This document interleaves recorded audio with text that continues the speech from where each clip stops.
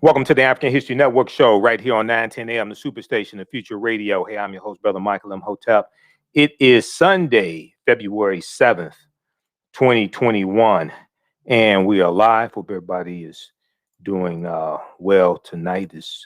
We know it's been a very busy week, and we're here Sundays also, in addition to being here Monday through Friday, 11 p.m. to 12 midnight Eastern Standard Time. So on today's show, I posted on our Facebook fan page, the African History Network, dealing with Colin Kaepernick. Okay. And Colin Kaepernick, Roger Goodell, this past week, we know Super Bowl 7 is on Sunday. Roger Goodell says Colin Kaepernick deserves our recognition and appreciation when it came to drawing attention to racism and police brutality and social injustice, things like this. Bleacher Report had a big article dealing with this. Now, it's interesting that Roger Goodell says this because Colin Kaepernick has not been hired by an NFL team. We know he was blackballed, basically going back to the 2016 season. But speaking to reporters, Roger Goodell said Kaepernick deserves, quote, our recognition and our appreciation, end quote, for voicing his concerns about systemic racism in 2016 while playing for the San Francisco 49ers. So we talked about this on Roland Martin Unfiltered. I'm a panelist usually each Friday on Roland Martin Unfiltered.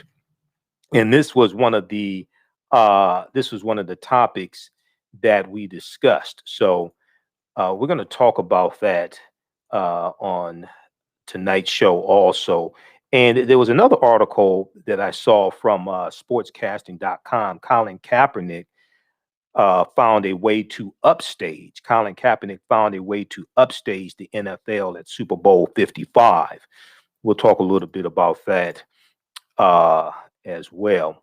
And then the Black National Anthem. A lot of people are talking about the Black National Anthem, Lift Every Voice and Sing. Okay. We'll deal with some of the history of the Black National Anthem, written by James Weldon Johnson in 1899. A lot of people don't know the history about that. And I know Beyonce sung the Black National Anthem a few years ago. And I think it was at a Super Bowl. She sung it a few years ago, and you got some backlash from it. You had some people first of all, some people didn't know what the song was in the first place. Okay, some people didn't know what the song was, so you had that, and then also there was some backlash as well. So we'll deal with some of the history of the Black National Anthem, Lift Every Voice and Sing, written by James Weldon Johnson in 1899. This is even before the NAACP came into existence. NAACP wasn't founded until 1909. Okay, so we'll talk about Colin Kaepernick, Roger Goodell.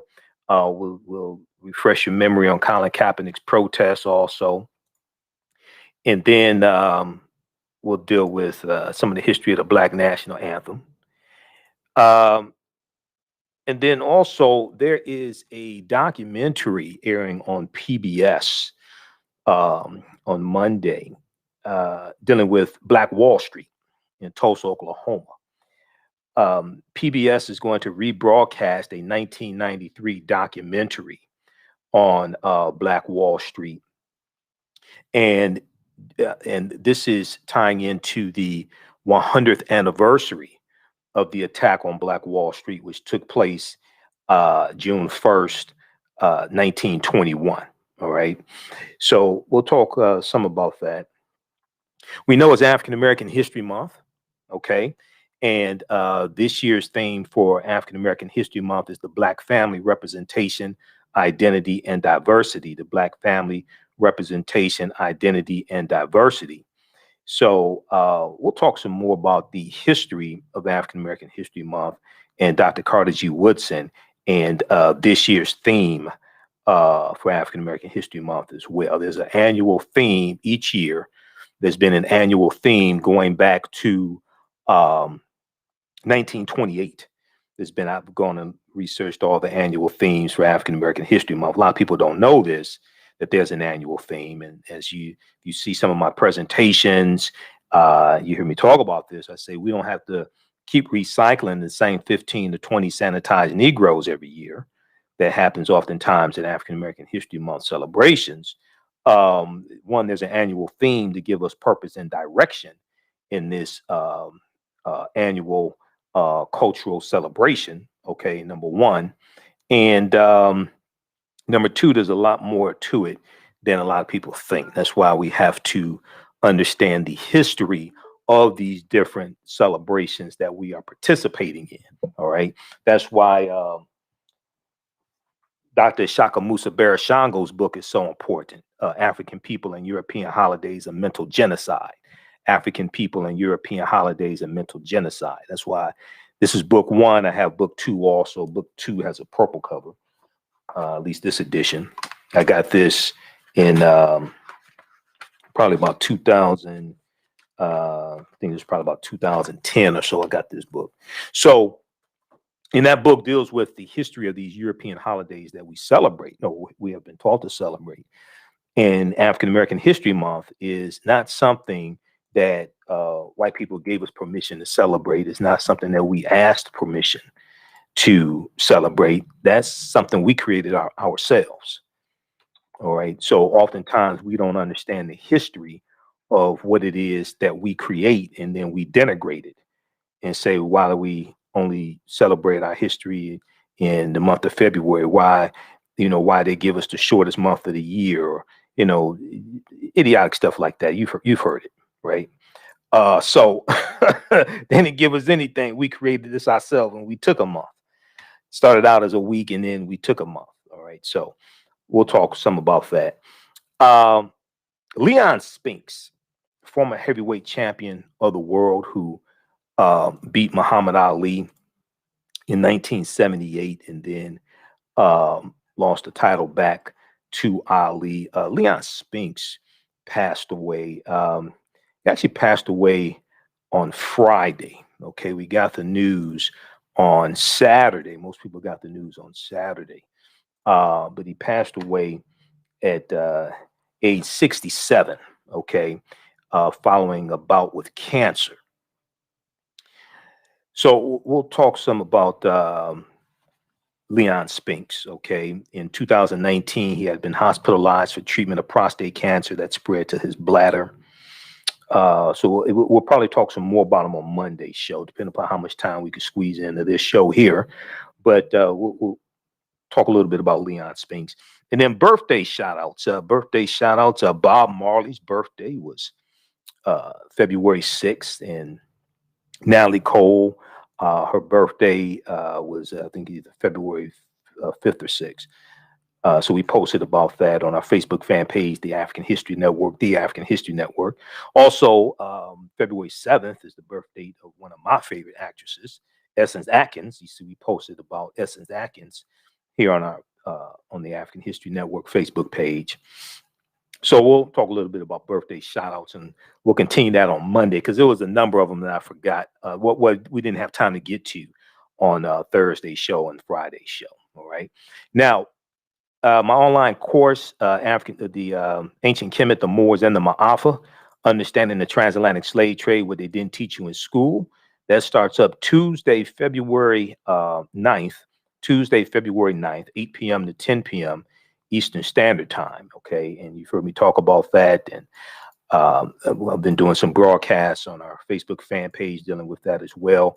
That is a 8-week, 16-hour online course that I teach. You can watch from around the world. We do 8 classes, 8 consecutive Tuesdays. And I think we're going to have some guest speakers in the classes also. All right. So We deal with thousands of years of history, and we deal with events that led up to the transatlantic slave trade taking place also. And we deal with the 800-year occupation of Europe by the Africans known as the Moors. We deal with ancient Egypt, ancient Kemet, and the African presence in the Americas going back tens of thousands of years. For more information, visit our website, AfricanHistoryNetwork.com, AfricanHistoryNetwork.com. You can register there. Class is regularly $130. It's on sale $80. As soon as you register, you can start watching the content of the class from 2019 when I did the class in 2019. Okay. And we do the show live, but all the shows are archived and you can go back and watch them over and over again. So visit AfricanHistoryNetwork.com. Ancient Kemet, the Moors, and the Ma'afa, understanding the transatlantic slave trade, what they didn't teach you in school. So a lot of people were asking, what am I going to do for African American History Month? So that's what I'm doing. Last time I taught that class, I think it was 2019, last time I taught that class. All right, now on the African History Network show, we focus on educating, empowering, and inspiring people of African descent throughout the diaspora and around the world, because right now it corrects wrong behavior. What you do for yourself, what you do to yourself, and what you allow other people to do to you and get away with is based upon what you think about yourself. What you think about yourself is based upon what you have been taught about yourself. What you've been taught about yourself is based upon everything you've read, heard, and seen about yourself. So when you control the radius of a man or woman's thoughts, you can control the circumference of his or her actions, because the mind can't do or teach what it doesn't know. Now, we deal with a number of different topics here on the African History Network show. We deal with current events in history and politics, education, economic empowerment, entrepreneurship, relationships, love, sex, health issues, and much, much more. You know, sometimes when I say relationships, love, sex, and health issues, and sometimes I forget relationships just jump to love and sex. Okay, it's not. I'm not trying to telegraph anything. You know, it's just. It's not that I want love and sex without relationships, you know, but this ain't about me. So let's continue. All right. Right. Relationships, love, sex, health issues, and much, much more. Sign up for our email newsletter. Text the word Kemet, Kemet, the 22828. Text the word Kemet, Kemet, the 22828. To sign up for our email newsletter. Also text the word Kemet, Kemet, the 22828 to sign up for our email newsletter as well, or at our website, AfricanHistoryNetwork.com. All right, now, if you like this type of information, you can donate to the African History Network. You can support us through Cash App or through PayPal. $ the AHN show through Cash App. $ the AHN show through Cash App, and also through PayPal. PayPal.me/the AHN show. PayPal.me/the AHN show. All right. Or at our website as well, AfricanHistoryNetwork.com. Okay, the calling number is 313-778-7600. 313-778-7600 is the calling number if you have a question or comment. Now, some people will probably ask you, Michael Imhotep, who do you have in the Super Bowl? Okay, look at this shirt I'm wearing. You see this shirt? This is Colin Kaepernick. I don't have nobody in the Super Bowl because Kaepernick is still blackballed from the NFL. I know they paid him a settlement. Has he been hired by a team? I haven't watched the NFL game in since 2016. Okay. And Kaepernick said it correctly. He said, I'm not going to stand for a flag that oppresses black people. But the full quote was, I'm not going to stand for a flag that oppresses black people and people of color. He wasn't just talking about African Americans. Okay. So we'll talk some about this on the other side of the break, and we'll deal with Roger Goodell's comments about Colin Kaepernick when I was on Roland Martin Unfiltered this past Friday. We discussed that. So we'll share that clip with you on the other side of the break. You listen to the African History Network show right here on 910 AM Superstation and Future Radio. I'm Michael Imhotep. We'll be back in a few minutes. All right, stand by, everybody. Stand by. How's everybody doing? All right, we're coming up on a break here.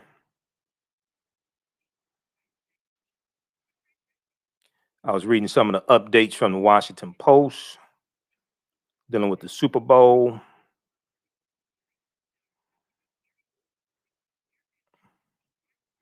All right, how's everybody doing? Okay, who we have here? Let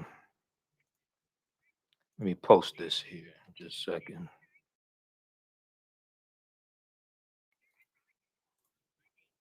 Okay, we'll be back from break in 2 minutes.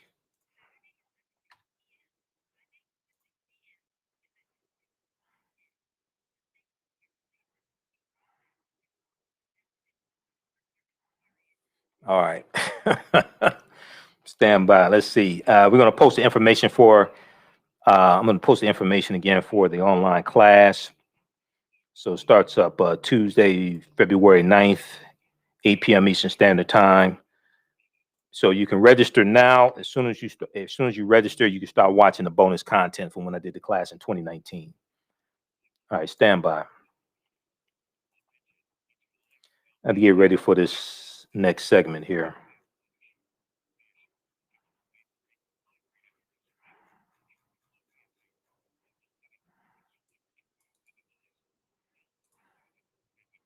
I think I already brought this up.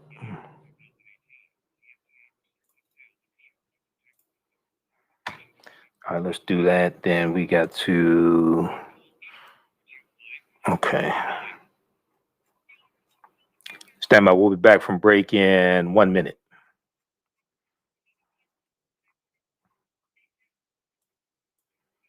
Where's our lifting your voice? Okay, here you go.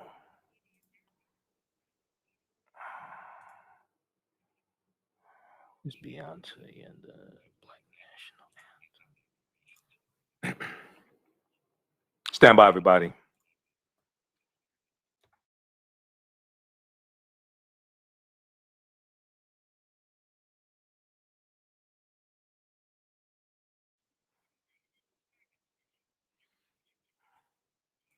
Here we go. Store behind lifted.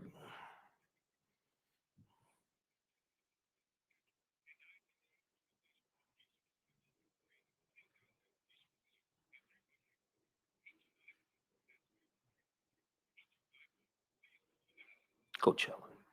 Welcome back to the African History Network show right here on 910 AM, the Superstation, the Future Radio. Hey, I'm your host, Brother Michael Imhotep. It is Sunday, February 7th, 2021. And some people are watching the Super Bowl and other people are watching the African History Network show. And people ask me, who do you have? Well, basically, most people that know me know where I stand on this.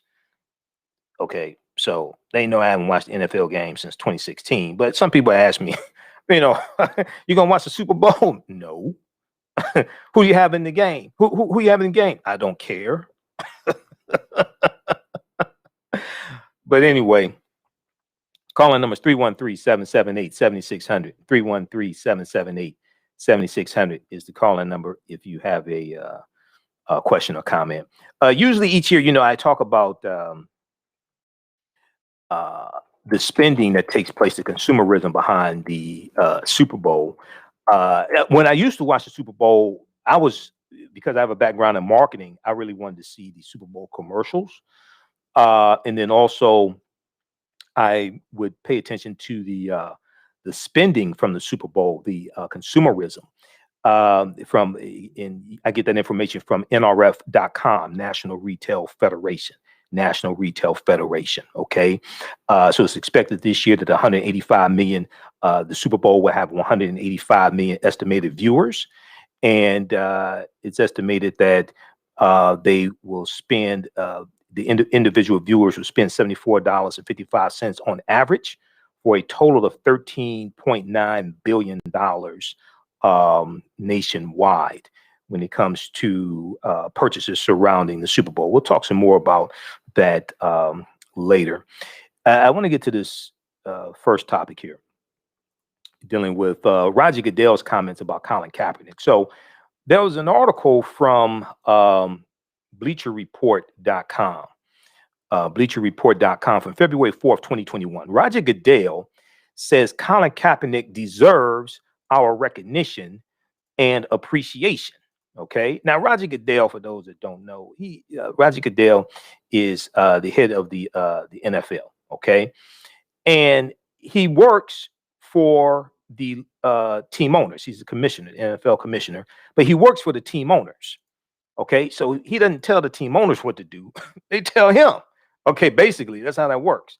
Okay. He works for the team owners. If you look at this article here from Bleacher Report, Roger Goodell says Colin Kaepernick deserves our recognition and appreciation. This is from February 4th, 2021.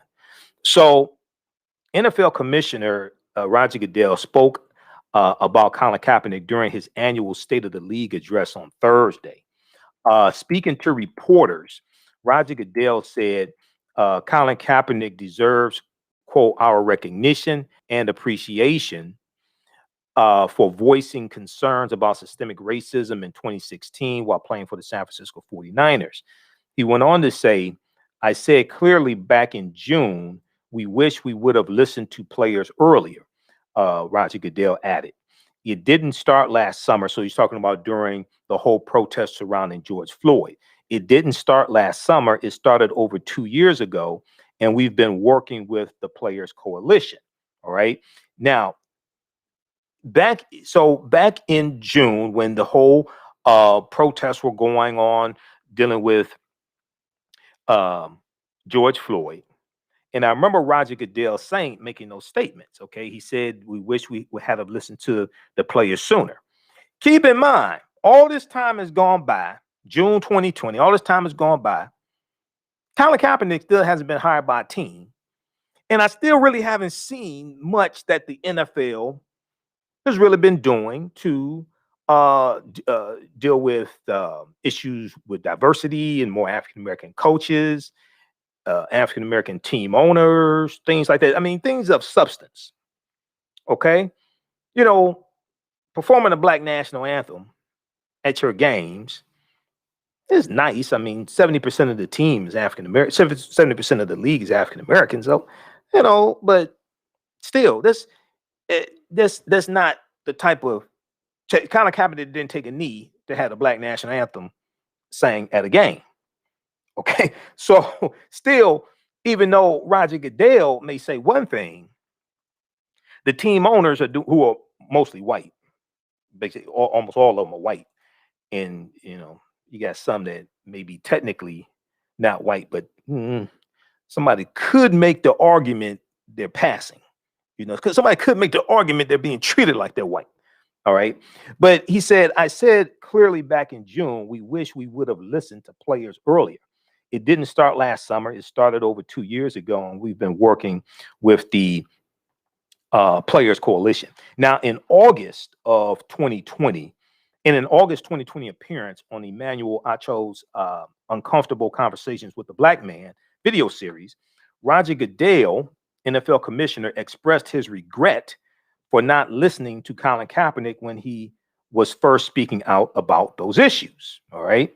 So once again, like we talked about the crazy QAnon lady, Marjorie Taylor Greene, and she stood on the House floor and cried white woman tears. Well, she didn't actually cry, but they were like virtual tears, so to speak.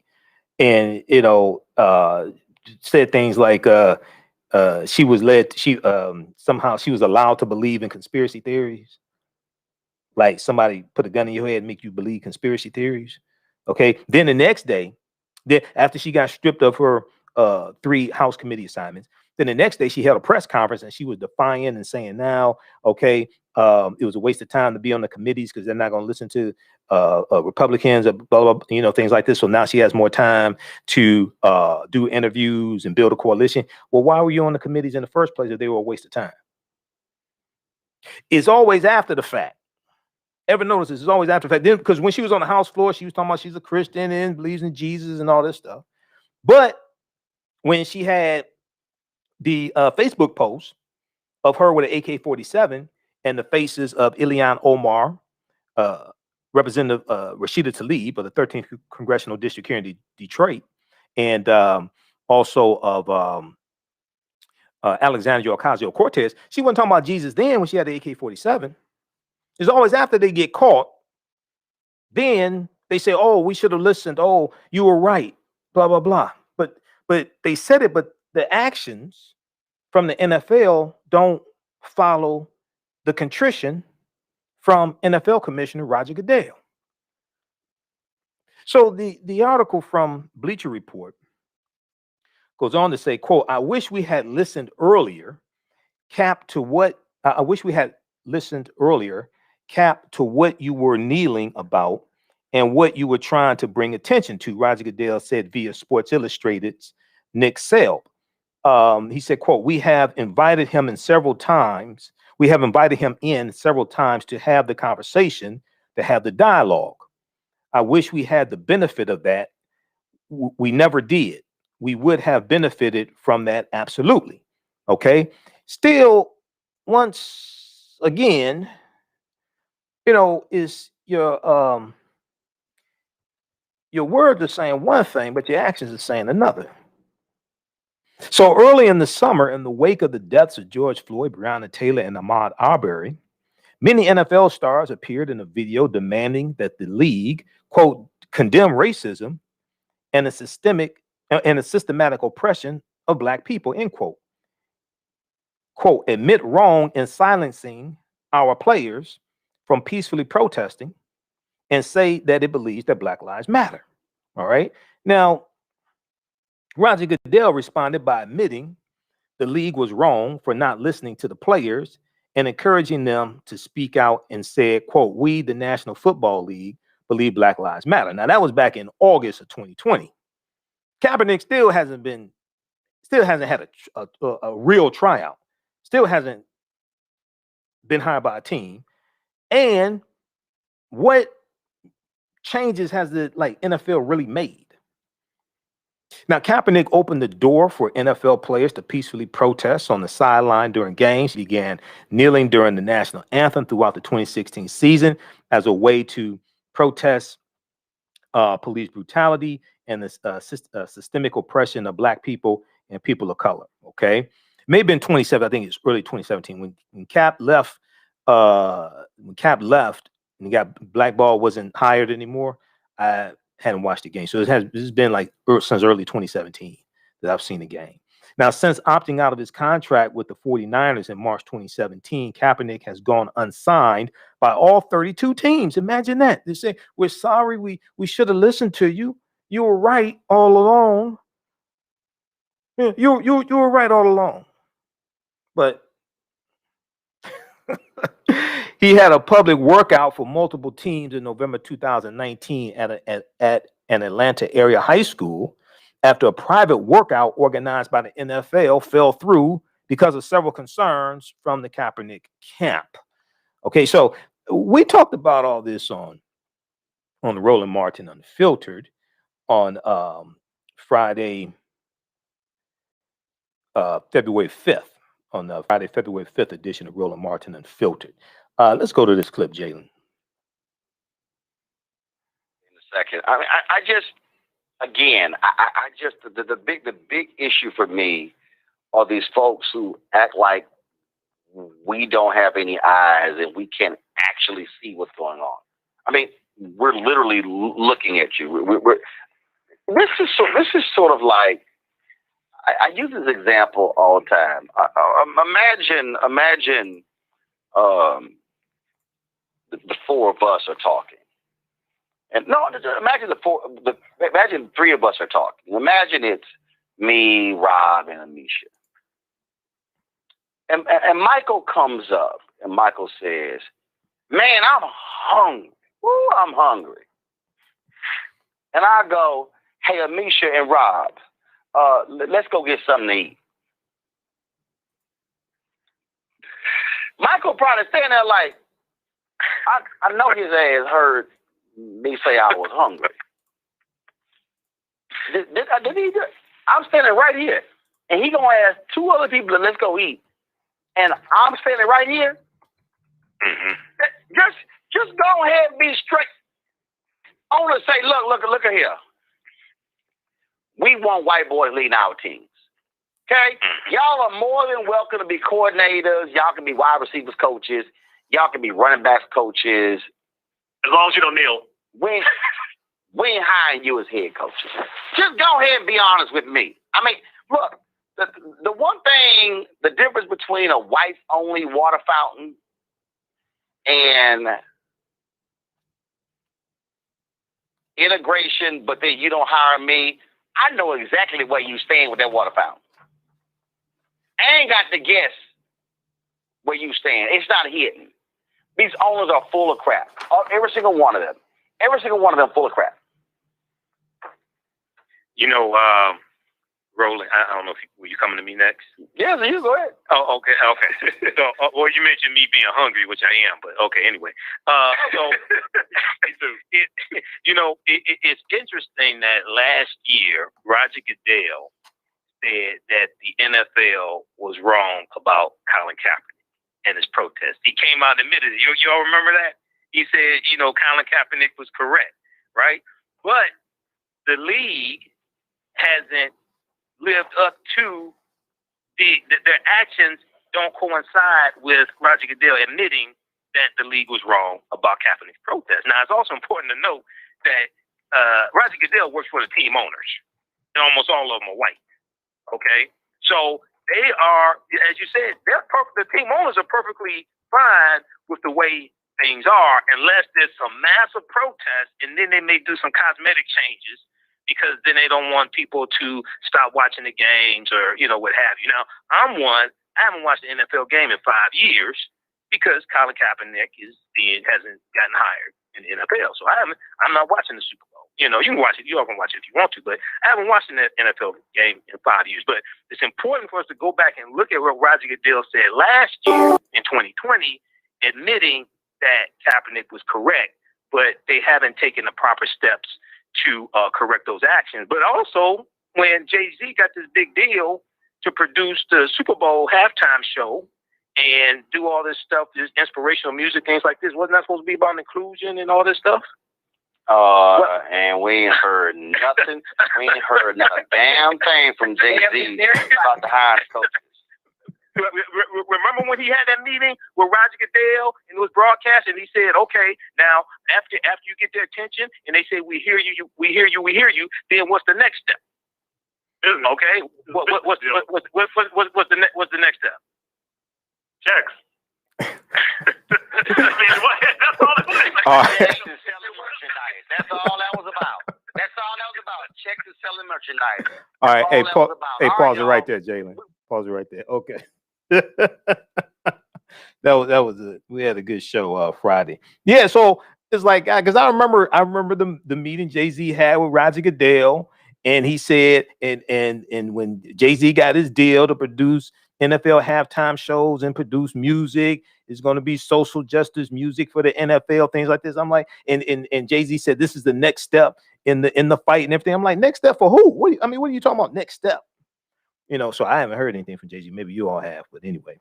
313-778-7600 is the call-in number. If you have a question or comment, 313-778-7600 is the call-in number. If you have a question or comment, let's go to the phone lines. Let's go to, is this Fally on line 1? Yes. Okay, how you pronounce your name? How you doing?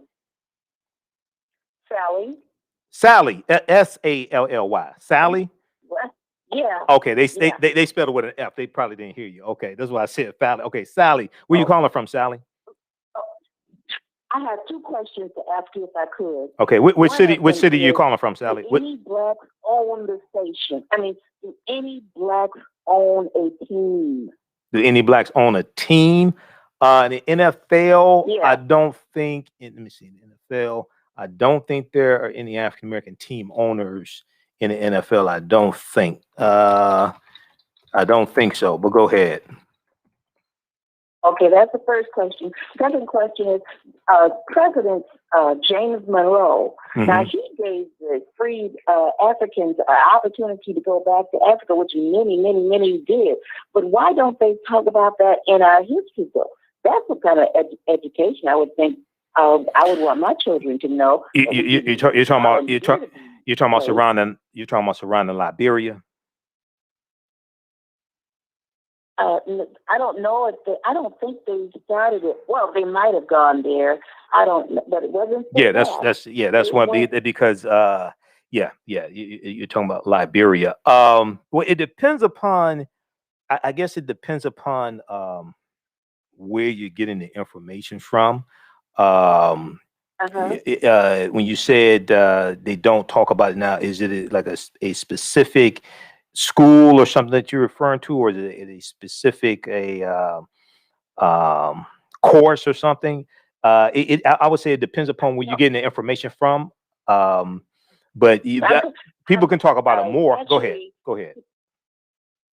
I'm really thinking in terms of education and the curriculum. Our children stand back and push back and don't know much because they are ignored in the educational system. Now, here's something President James Monroe tried to, and they did go back to Africa. Many of them did. But that's never talked about in the books. And that's what I think is very important. We don't have to just bow down to slavery if it wasn't 100% for us to think about. Well, it depends upon which books you read. If you read like Before the Mayflower by Lerone Bennett Jr., and I know some schools in Detroit public school system, like in the high schools, use Before the Mayflower. I mean, they talk about it in books like that. So it depends upon where you get the information from. People can check. So there are a few things people can do. You can check out sources online like blackpast.org, PAST, blackpast.org. They have 6,000 pages worth of articles dealing with African American history and African history. Blackpast.org, and if you give them a little donation, they won't mind either. Also, check out this article here from history.com. History.com is the official website of the History Channel. Why African nationals, why African nations capital.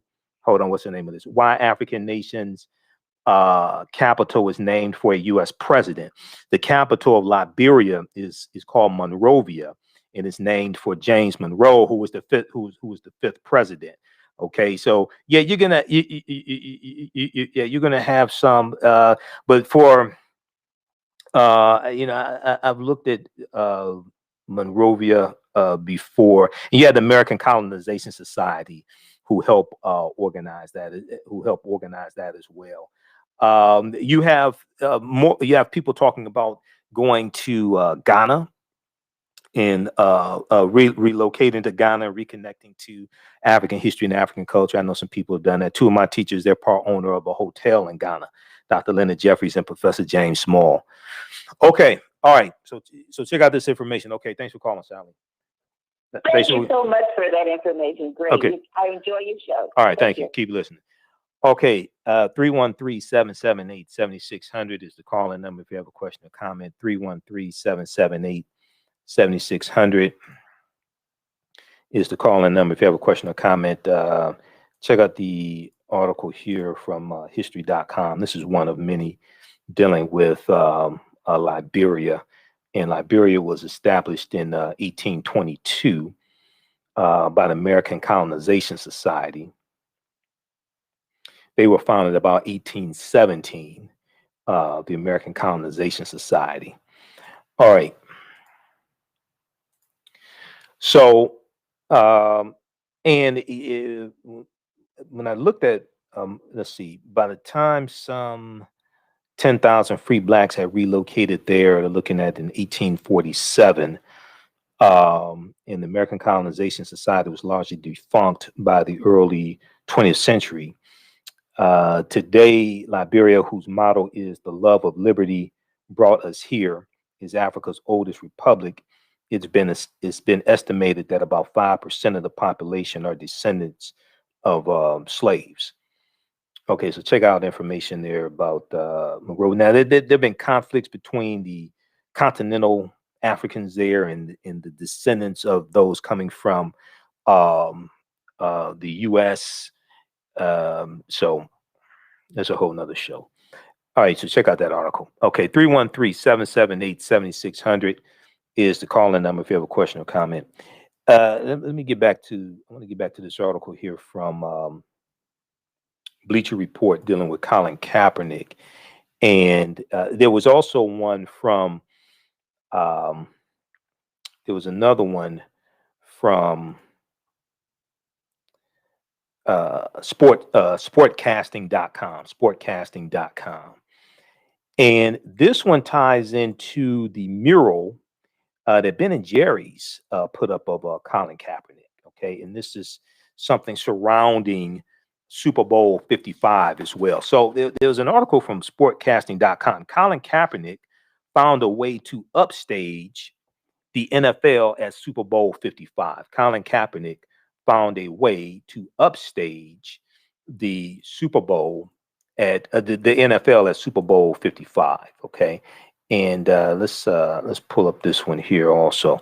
So they talk about the fact, it's been more than 4 years since Colin Kaepernick took an NFL snap, and Kaepernick has used this time away from the league to ramp up his social change efforts. We know he has your Know Your Rights camp through various partnerships. With the Kansas City Chiefs and Tampa Bay Buccaneers set to play Super Bowl 55, the former quarterback found a way to upstage Super Bowl 55. Now, there was a tweet from Ben and Jerry's, and we're going to pull this up here. It says Kaepernick 7, which is his Twitter handle, so you can follow him on Twitter. I follow him on Twitter. Kaepernick 7 is continuing to build a future where Black youth feel seen, heard, loved, and honored. Okay, and we're going to show you this actual tweet here, those watching on our Facebook fan page, The African History Network, The African History Network, and our YouTube channel, Michael Imhotep, IMHOTEP. All right, let's look at this here. So Kaepernick 7 is continuing to build a future where, let's get this ad out of here. Was that from grocery store or something? Where Black youth feel seen, heard, loved, and honored. A 90 by 30 mural, 90 foot by 30 foot mural created by Kaepernick's friend, activist at 2 Cent B Mike, celebrates Tampa youth and joy on the journey to justice. Okay, so this is a picture of the mural here that was, let's bring this up on Twitter. See if we can bring this up here. This is a picture of the mural. It's a beautiful mural as well. And it says, Know My Rights. So it has one African-American girl here, and it says, Know My Rights. And let's see, let's bring this up on Twitter so you can see it. Okay. Says Know My Rights, and you see the mural. On the mural, you see Kaepernick. So this is in Tampa, Florida, this mural. So Ben and Jerry's tweeted about this, and a lot of people are talking about this mural and Colin Kaepernick's Know Your Rights camp as well. Now, with the NFL set to play Super Bowl 55 between Kansas City Chiefs and Tampa Bay Buccaneers, Kaepernick found a way to keep his name in the picture. According to People.com, People magazine, his partnership with Ben and Jerry's has led the ice cream company to unveil both a mural and billboards in Tampa, Florida, ahead of Sunday's Super Bowl. The artwork displays Kaepernick along with the phrase, I know my rights, which references his nonprofit organization, Know Your Rights Camp. Now, the group's mission is to advance the liberation and well-being of Black and brown communities. All right. And I want to flip back over to the actual article so you can see this as well. Check out this article once again for this is from sportscasting.com. Now, in your children's schools, I remember when I was in high school and we had I think in world history class, Mrs. Harbor at in Cass Technical High School, 10th grade. I mean, in high school, I didn't like history because they didn't teach African history, African American history. But I liked current events day. So on Fridays, we could bring in 3 articles. We didn't have internet back then, but we can bring in 3 articles from the newspapers or magazines and talk about them in class. This would be a good topic here to talk about in class. So although Kaepernick, let's see, let me scroll back down here. Okay, so the artwork displays Kaepernick along with the phrase, I know my rights, which references his nonprofit organization, Know Your Rights Camp. The group's mission is to advance the liberation and well-being of Black and brown communities. Advance the liberation and well-being of Black and brown communities. Now, the mural is titled Change the World, WHIRLED, Change the World. And the mural is created through a partnership with artist activist Brandon B. Mike Odums, ODUMS. The artwork displays young people of color wearing various shirts and the wording, power to the people, and I know my rights. Power to the people, and I know my rights.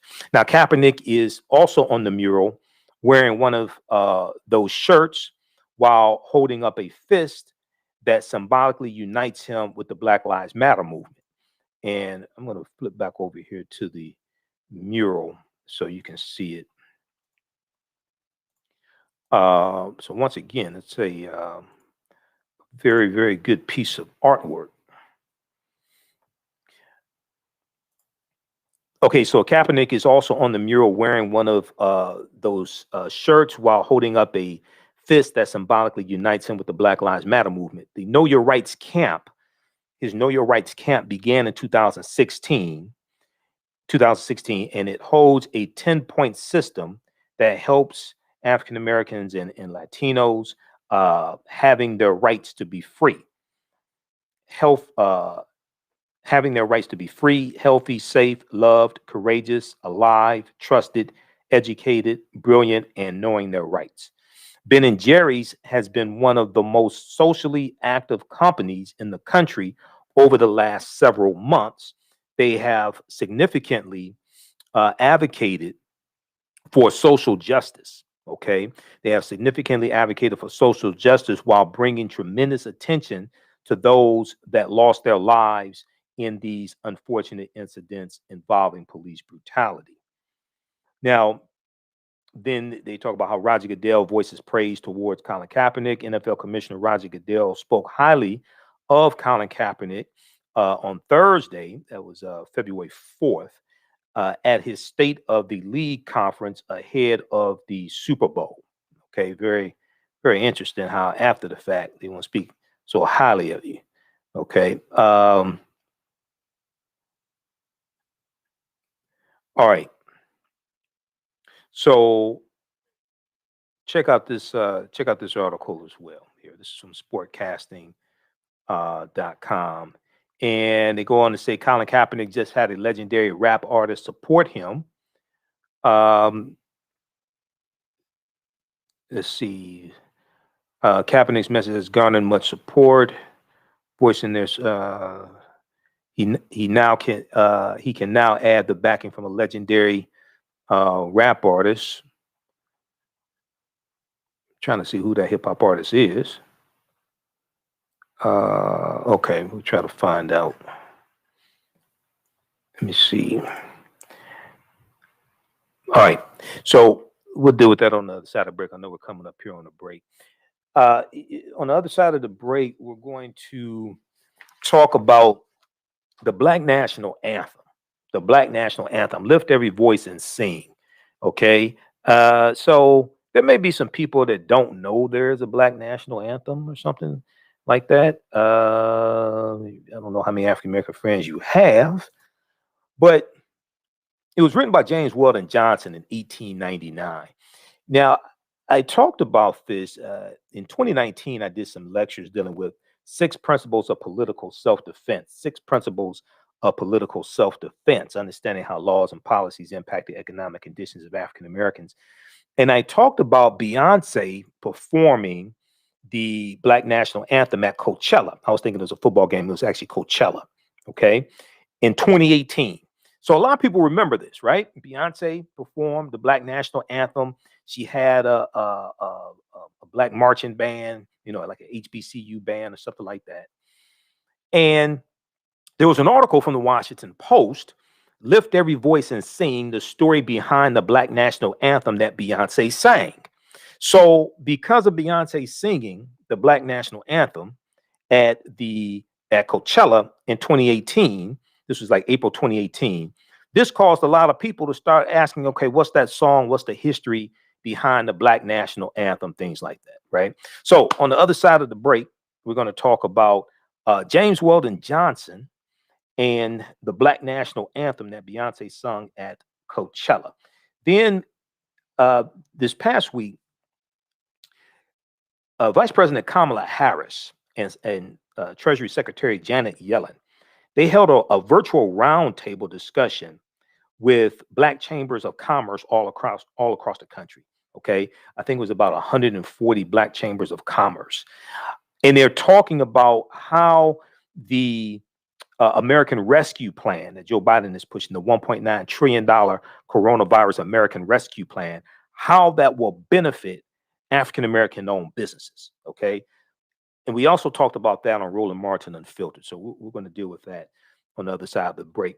If you'd like this type of information, also you can donate to the African History Network, $ the AHN Show through Cash App, $ the AHN Show through Cash App, and through PayPal, paypal.me /the AHN Show, paypal.me /the AHN Show, or at our website, AfricanHistoryNetwork.com. This helps us keep broadcasting 6 days a week and stay on the air, keep doing the research, pay some of the bills, etc. My online course starts up Tuesday, February 9th, 8 p.m. Eastern Standard Time. Ancient Kemet, the Moors, and the Ma'afa, Understanding the Transatlantic Slave Trade, what they didn't teach you in school. It's a 16-hour, 8-week course, 8 consecutive Tuesdays. We do it live. All the sessions are recorded. You can go back and watch it over and over again. You can watch from around the world. Visit AfricanHistoryNetwork.com. You can register there. You listen to the African History Network show right here on 9:10 a.m. the Superstation, the Future Radio. I'm Michael Imhotep. We'll be back in a few minutes. Stand by, everybody. Stand by. We'll be back in just a minute here.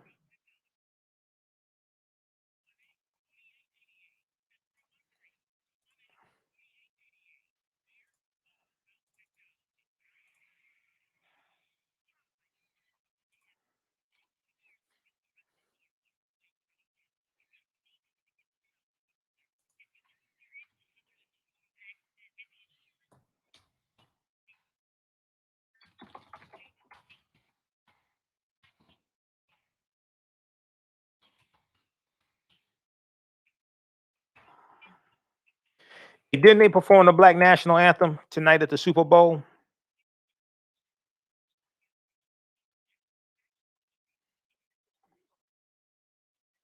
How's everybody doing? I think I read something about that. All right, stand by, everybody. We'll be back from break in a couple of minutes here. I think about 3 minutes.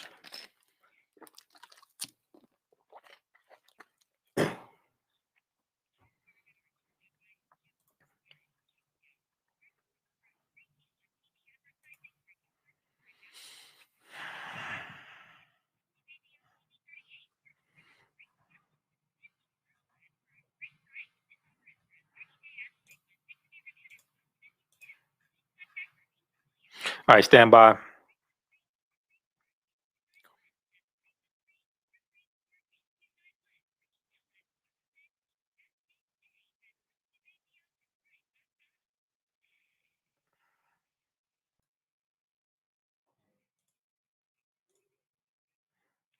All right, let's see here.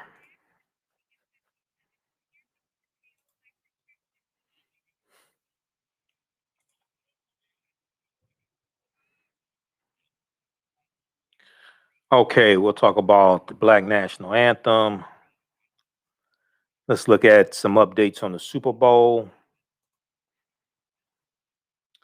Let's see. Let's look at the Retail Federation.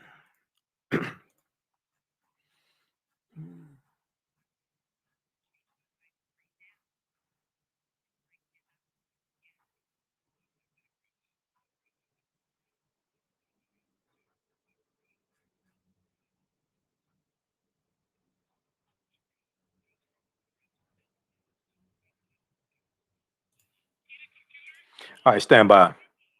We'll be back and break from 1 minute here.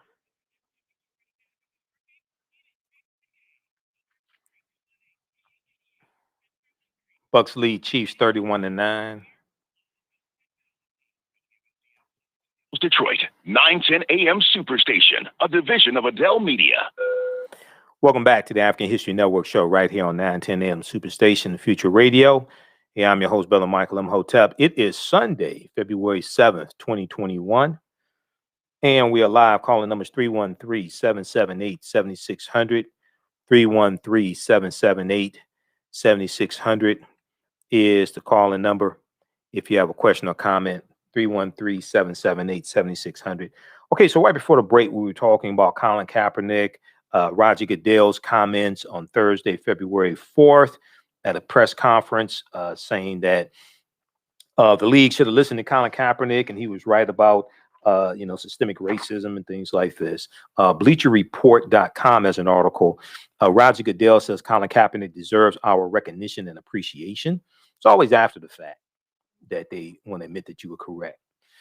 And then also we talked about a mural and a partnership between Colin Kaepernick and his Know Your Rights camp and Ben and Jerry's, and a mural erected in Tampa, Florida, that is drawing a lot of attention also. All right. Now, in the first segment of the show, I was talking about the money generated from the NFL.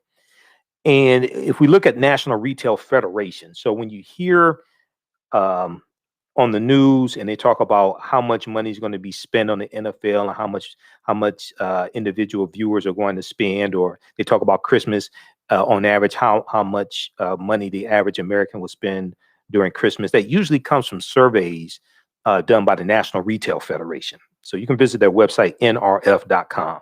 2021 Super Bowl, over 185 million estimated viewers, over 185 million estimated viewers. The latest consumer spending data from the National Retail Federation and Prosper Insights and Analytics 2021 Super Bowl survey found that 186.6 million U.S. adults say they plan to tune into the big game. I'm not one of them. With the ongoing impact of COVID-19, it's no surprise that consumers' Super Bowl celebration traditions took a look a little different this year. Okay. While many typically use the game as an excuse to get together with friends, just 28% say that they will be throwing or attending a party or watching the game at a bar, the lowest in the survey's history. Only 28% say they will be throwing or attending a party or watching the game at a bar, the lowest in the survey's history. But just because we might have to celebrate differently this year, it doesn't mean everything has to change. Over the past year, consumers have become experts at making traditional events feel as normal as possible, from stocking up on fun food and beverages to team apparel or splurging on a new TV.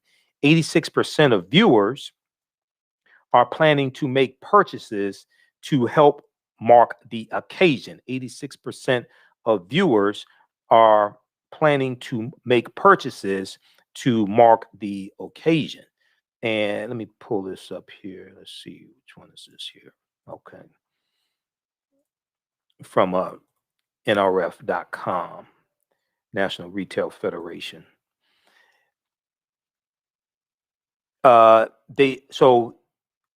People surveyed, individuals surveyed, plan to spend $74.55 on average for a total of $13.9 billion nationwide in expected spending on the Super Bowl. Okay, and they have a graphic here as well. 186.6 million adults plan to watch the Super Bowl. On average, they would spend $74.55. Food and drinks are the most popular purchases. 77%. Let's see, food, beverages, 77%. Team apparel, 11%. TVs, 9%. Okay, how they're going to spend their money, what they're going to purchase. All right, so check that out at NRF.com, National Retail Federation. So let's deal with some of the history here of the Black National Anthem, Lift Every Voice and Sing. So back in 2018, a lot of attention was given to the Black National Anthem because Beyonce sung it at Coachella, okay, the big concert Coachella. And Washington Post has an article, Lift Every Voice and Sing, the story behind the Black National Anthem that Beyonce sang. This is from April 16th, 2018. All right. So, and we're just going to leave this picture here because I just like to have a picture of Beyonce up. But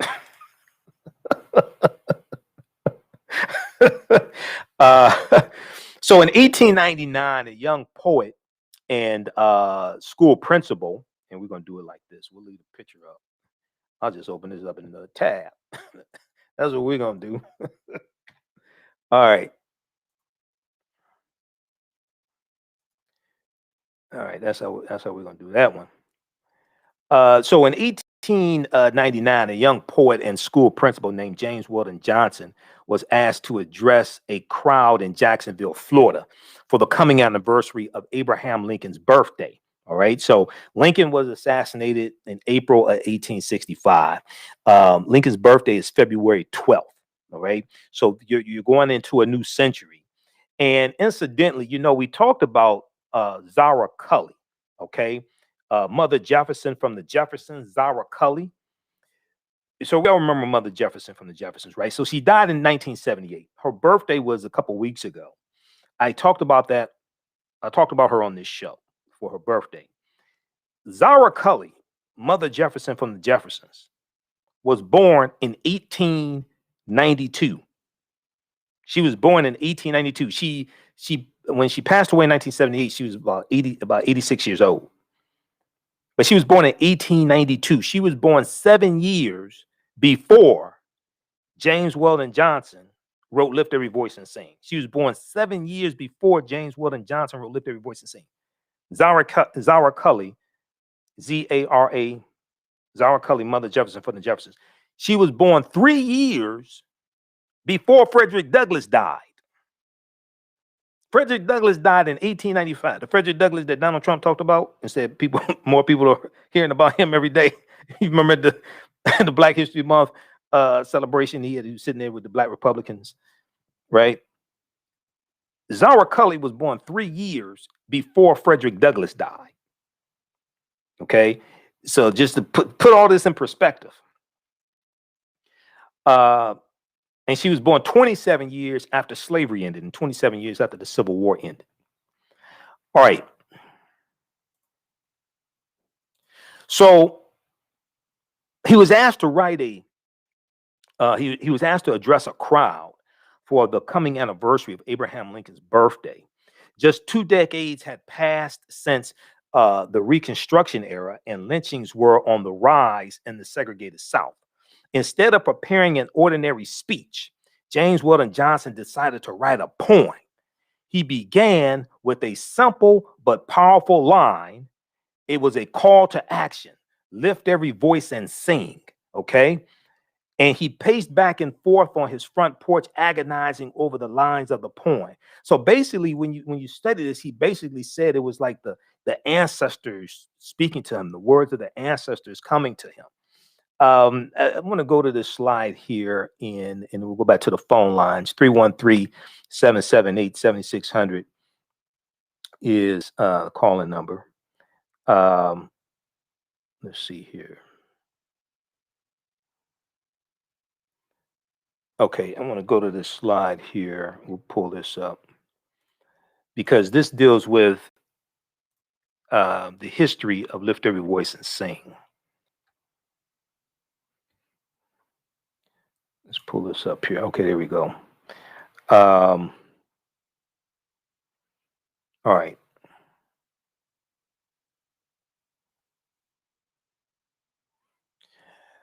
All right, so James Weldon Johnson wrote in 1899, and then so he began with a simple but powerful line, a call to action, lift every voice and sing. He paced back and forth on his front porch, agonizing over the lines of the poem.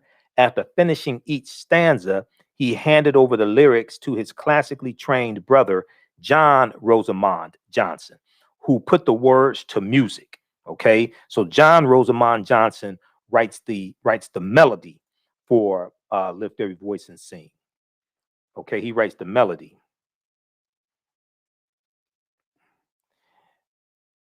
So in 1899, just 2 decades had passed since Reconstruction, the Reconstruction era. Reconstruction ends in 1877, and lynchings were on the rise in the segregated South. Instead of preparing an ordinary speech, James Weldon Johnson decided to write a poem, and the lift every voice and sing, the first lines of it evoke the struggle and resilience of our ancestors. And it also deals with the hope of what's to come in the new century. The hope of what's to come in the new century. Now, after finishing each stanza, he handed over the lyrics to his brother. According to an account from James Weldon Johnson, according to an account recalled from James Weldon Johnson in the book, Anthem, Social Movements and the Sound of Solidarity in the African Diaspora by Shauna L. Redmond. Anthem, Social Movements and the Sound of Solidarity in the African Diaspora by Shauna L. Redmond. Now, as he wrote the words evoking the struggle and the resilience of his ancestors, James Weldon Johnson began to weep. He said, quote, "I could not keep back the tears and made no effort to do so," end quote, he recounted. The following year, in the year 1900, a chorus of 500 school children performed the song at the Lincoln celebration.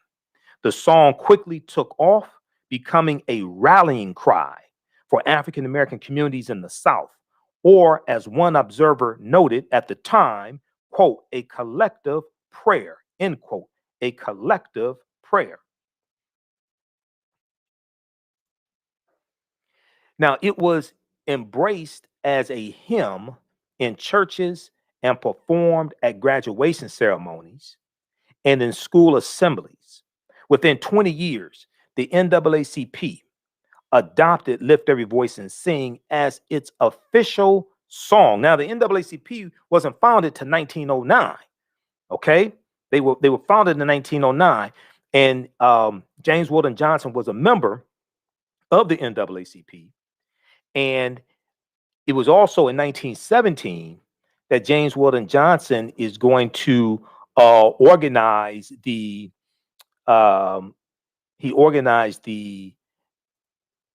silent march, the silent march up and down Fifth Avenue in Manhattan, and there were 10,000 African Americans marching, and they were fighting for a federal anti-lynching bill.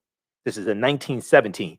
That took place, that silent march in 1917 of 10,000 African Americans marching down Fifth Avenue in Manhattan took place after the 1917 East St. Louis, Illinois race riot. Okay. And this is during the Great Migration. This is during the beginning of the Great Migration, which starts in 1915. And this is 2 years after the movie The Birth of a Nation debuted, February 8th, 1915. Okay, so when you start looking at this timeline and you start seeing these increases in lynchings taking place, you see us fight back against that as well.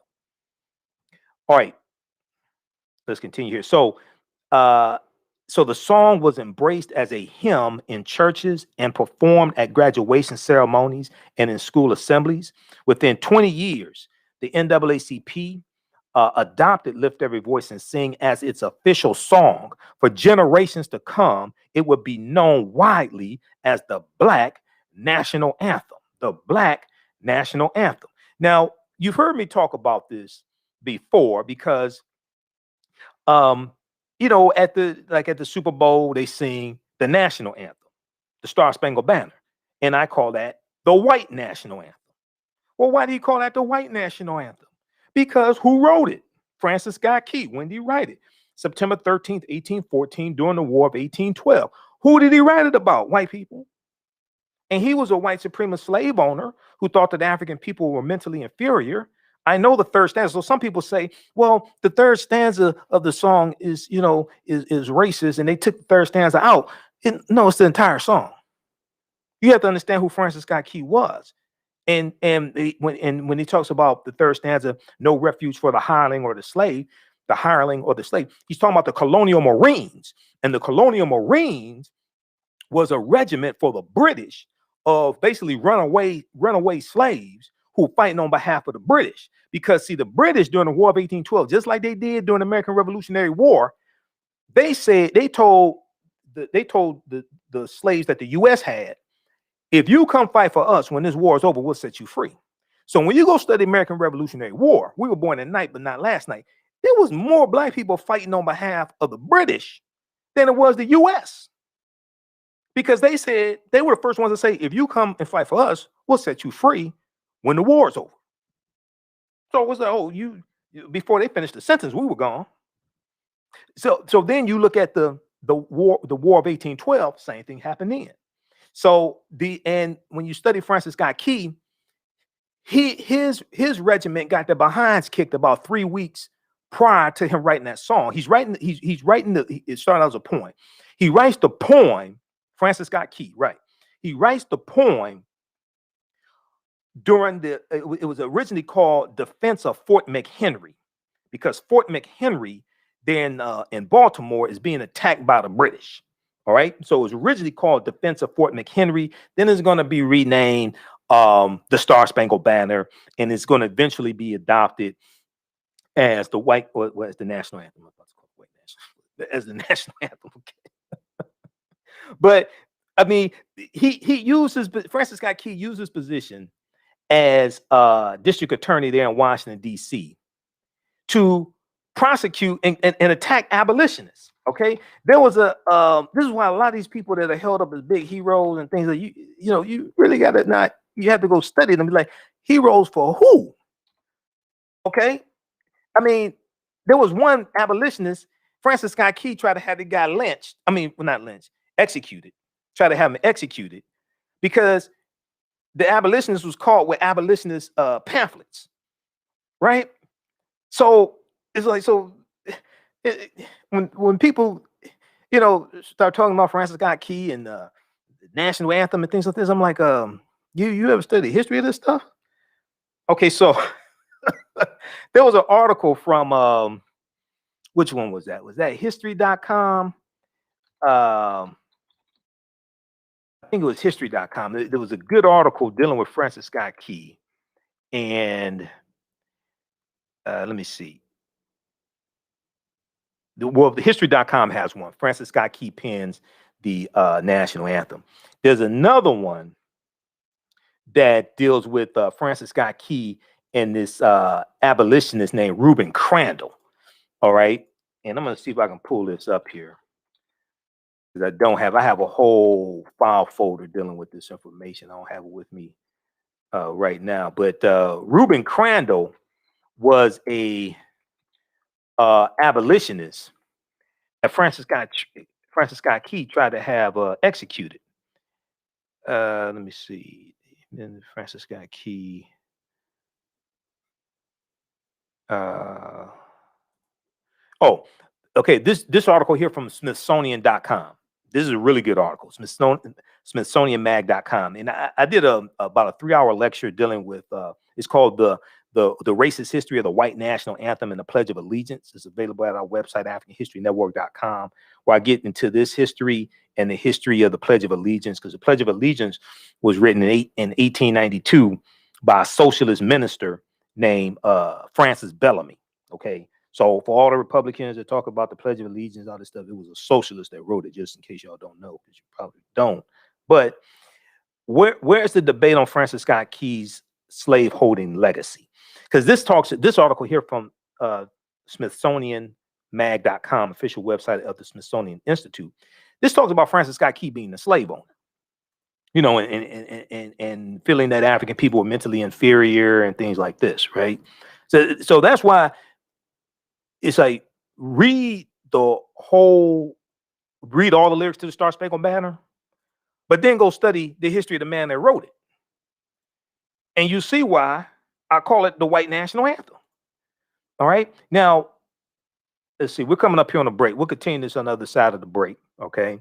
And we'll get into, we're going to talk about the meeting that Vice President Kamala Harris had with African-American owned businesses as well, and dealing with the plight of African-American-owned businesses during this coronavirus economy and how the $1.9 trillion American Rescue Plan that Joe Biden and many Democrats are pushing, how that will help African-American-owned businesses.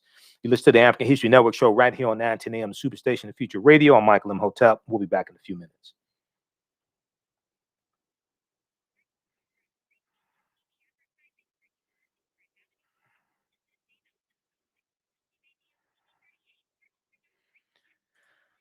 Okay, stand by, everybody. We'll be back in just a minute here.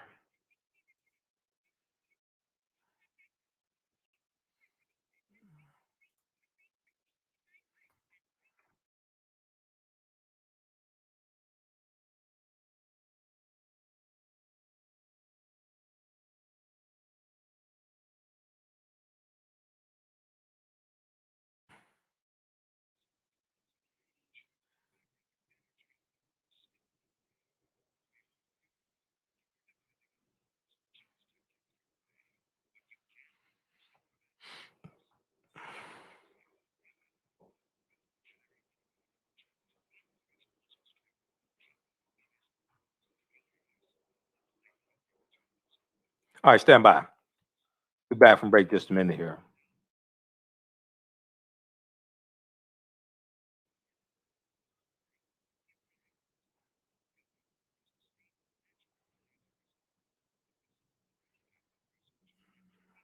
How's everybody doing?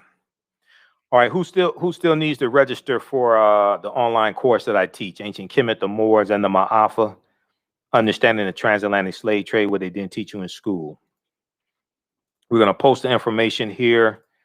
You can register for it. As soon as you register, you can start watching the bonus content. You can start watching the class I did in 2019. And you can start watching that information.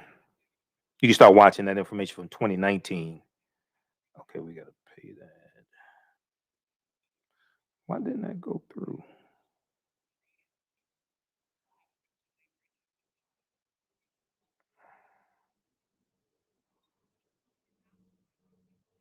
No, that should go through.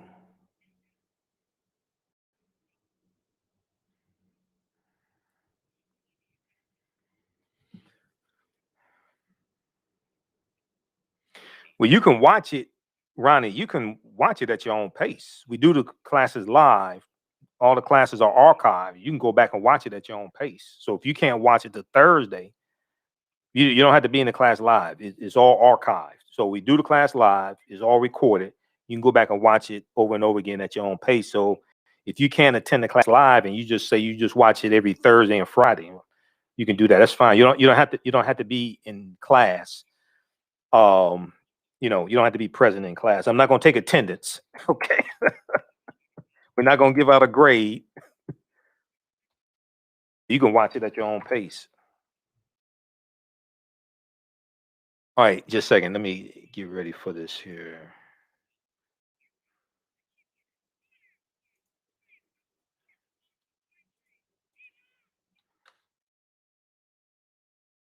And we'll be back in just a minute here. Mom, it's telling me we need to get out of the house and have some fun in nature today. Come to the forest where the more All right, African American business owners, post the name of your business here in the thread of the broadcast also, and email us at customer service at AfricanHistoryNetwork.com. Welcome back to the African History Network show right here on 910 AM Superstation and Future Radio.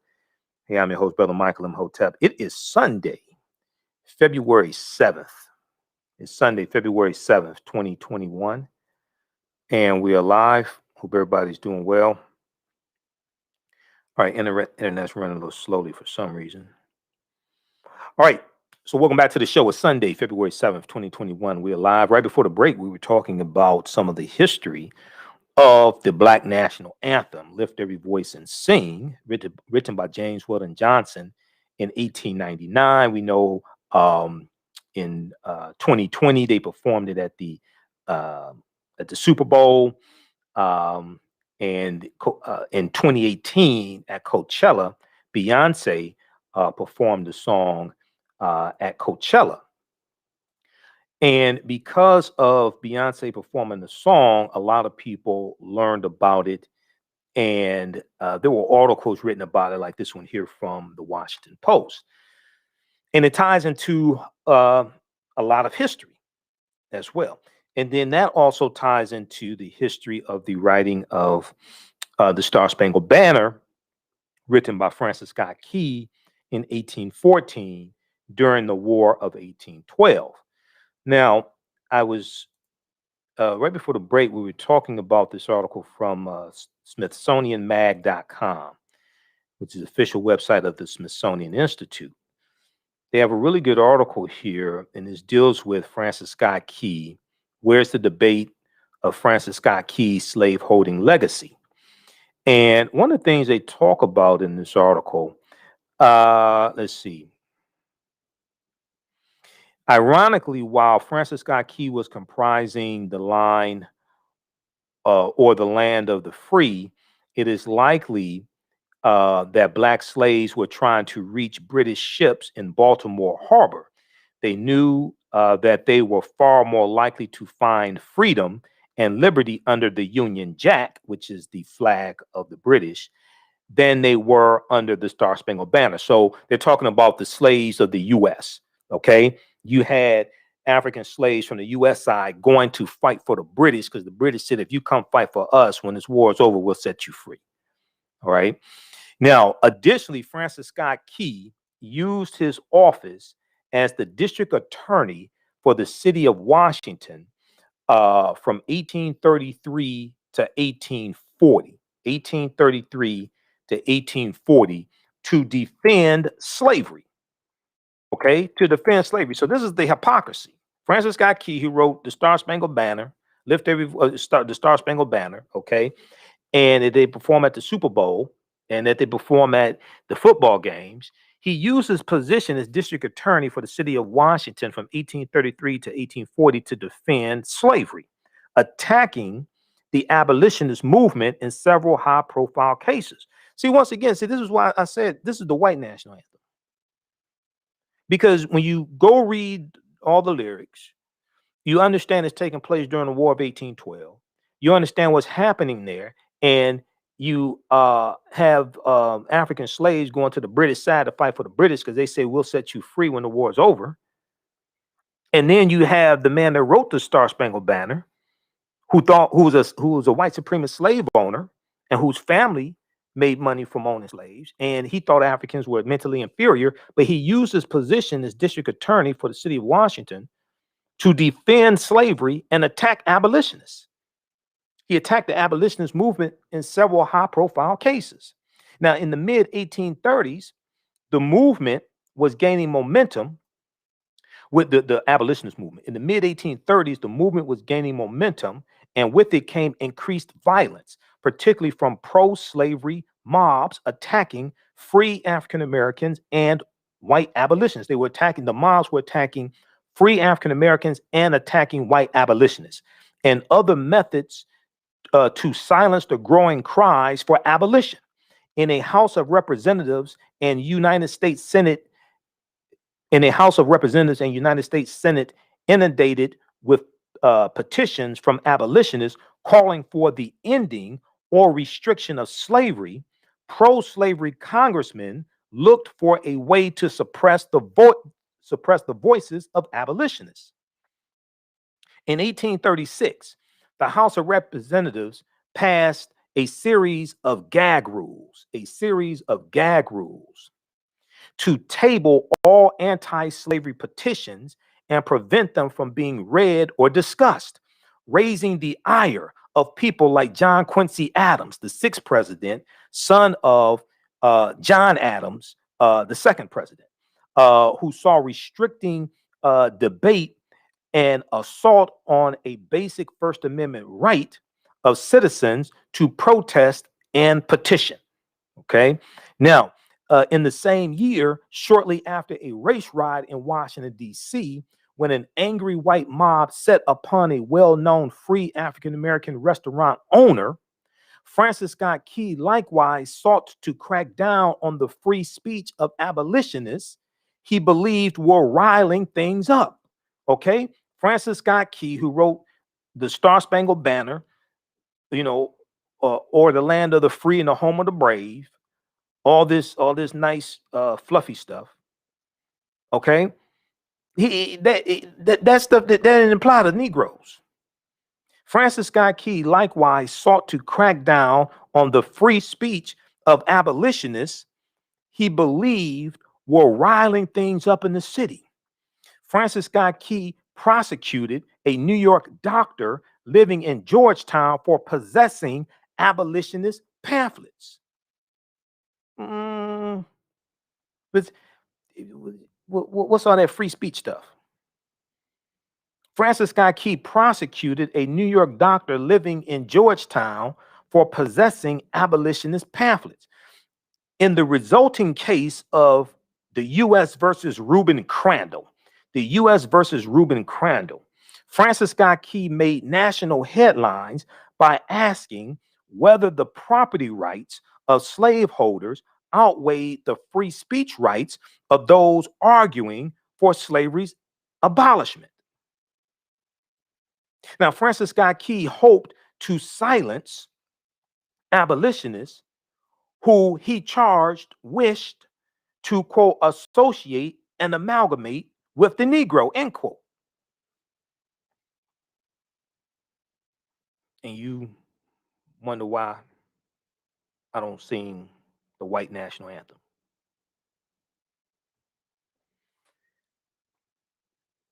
So though Reuben Crandall's offense, Reuben Crandall was the abolitionist who Francis Scott Key prosecuted, okay, and in resulting case, U.S. versus Reuben Crandall made national headlines by asking, okay, though Reuben Crandall's offense was nothing more than possessing abolitionist literature, Francis Scott Key felt that abolitionist free speech rights were so dangerous that he sought unsuccessfully to have Reuben Crandall hanged.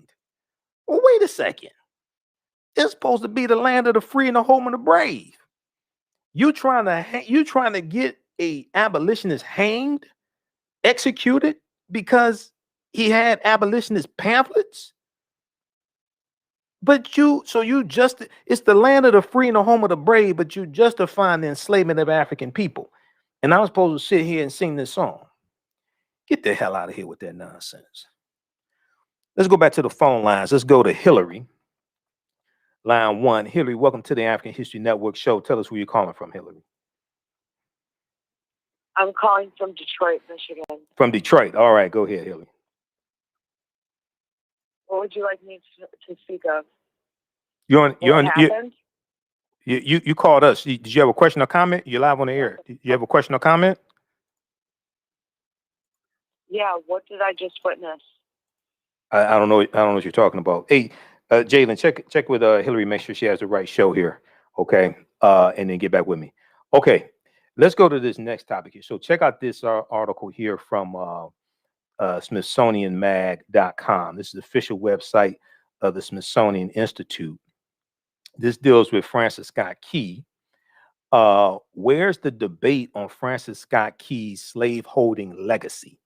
Where's the debate on Francis Scott Key's slaveholding legacy? Okay. Now, if you want to sing the white national anthem, you want to sing Star Spangled Banner, I'm not saying don't sing it. Don't expect me to sing it. Because I know the history of Francis Scott Key, who wrote it. Now, lift every voice and sing. I'm all for that. And also, as I've said before, there needs to be a new national anthem written that's inclusive of the people who are, here in America now. There needs to be a new national anthem. This one right here from 1814, this was written by white people, for white people, largely about white people, voted on by white people in the Congress. First, it was Woodrow Wilson who did an executive order, okay, in about 1913 or something like that. And then it was voted on in Congress. It took a number of times to be voted on to be made like the national anthem. Okay, so it was written by white people, about white people, for white people, voted on by white people. So if you want to sing it, I'm not saying don't sing it. Don't expect me to sing it. 1, 2, there needs to be a new national anthem. Okay, there needs to be a new national anthem, which is inclusive of the people who are here today and understanding the history of this country but fighting to create a better country, moving toward justice, moving towards liberty, fighting for a more perfect union. 313-778-7600 is the call-in number if you have a question or comment. This is the African History Network show, so when you call in, hopefully you know where you're calling. Okay, 313-778-7600 is the call-in number if you have a question or comment. Let's see here. Let's go to this next story. So on our, I think it was Friday. Yeah, it was Friday. Vice President Kamala Harris and Treasury Secretary Janet Yellen, they held a virtual town hall meeting with African American owned businesses. Okay, and I talked about this on my show Friday, and we also talked about this on Roland Martin Unfiltered as well on Friday when I was a panelist. This is extremely important because this deals with the $1.9 trillion American Rescue Plan, the American Rescue Plan, and it deals with how the American Rescue Plan impacts African American owned businesses. Okay, let's go to this clip here, Jalen.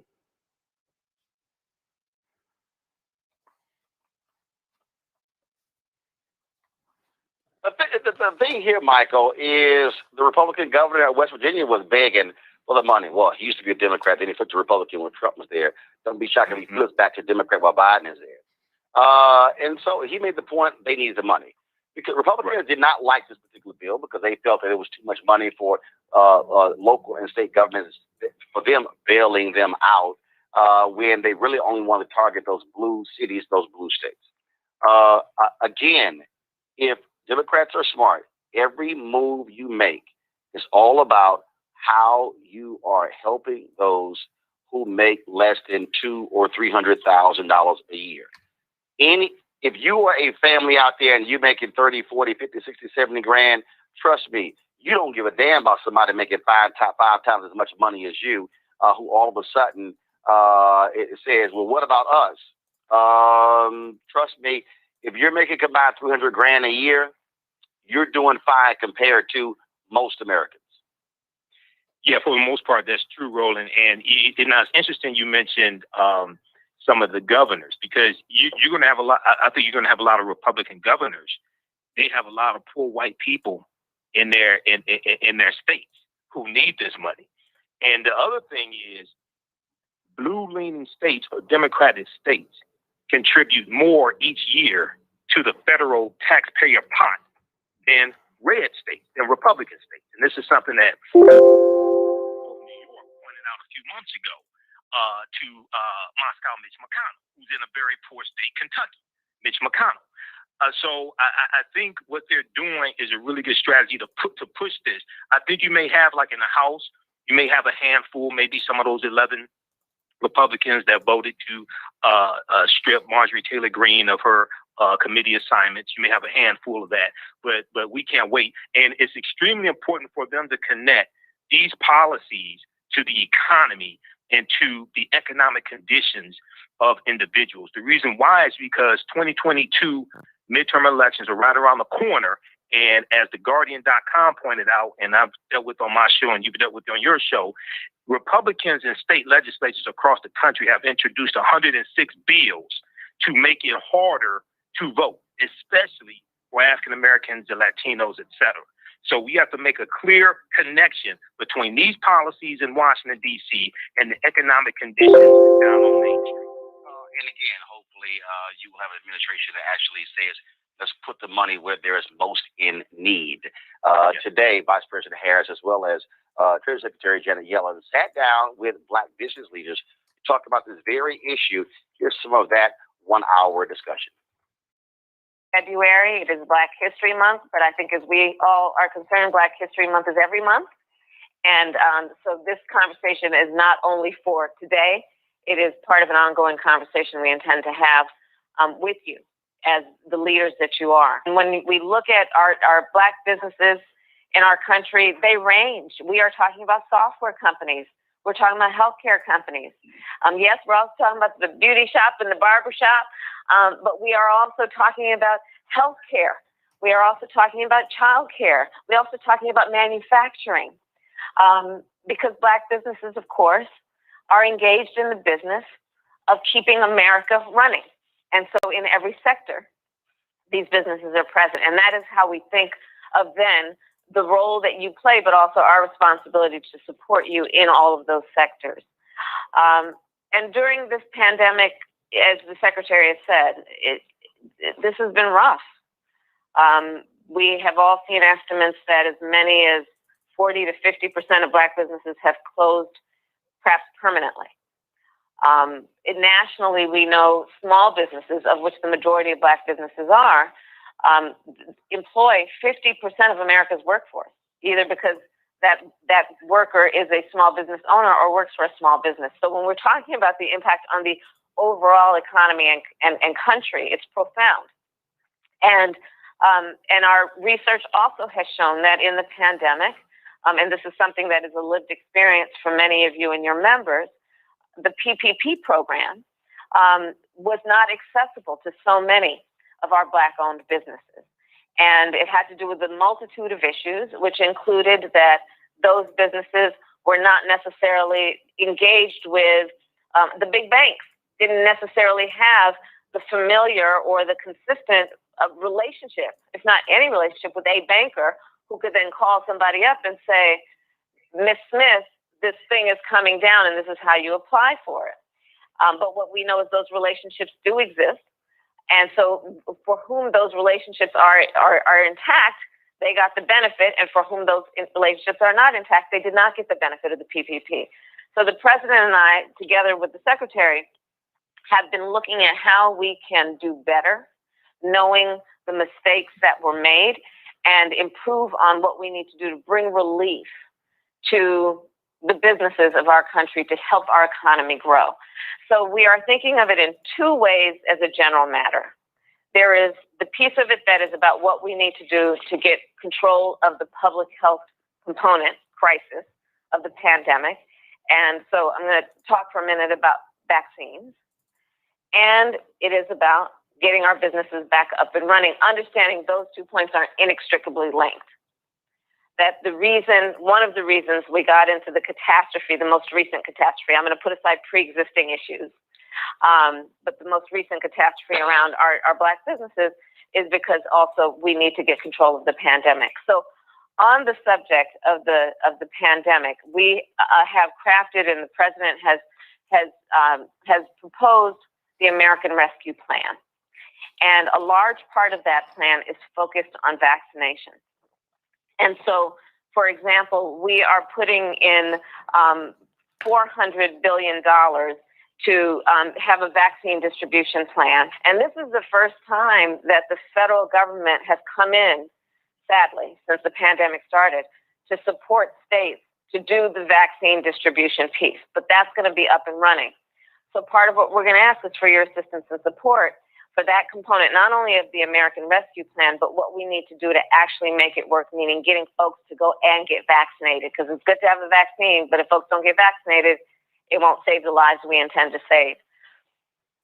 We also have a part that is basically about bringing the economy back to full employment, and doing that in a way that we understand that Black workers see the biggest wage gains when the economy is at full employment.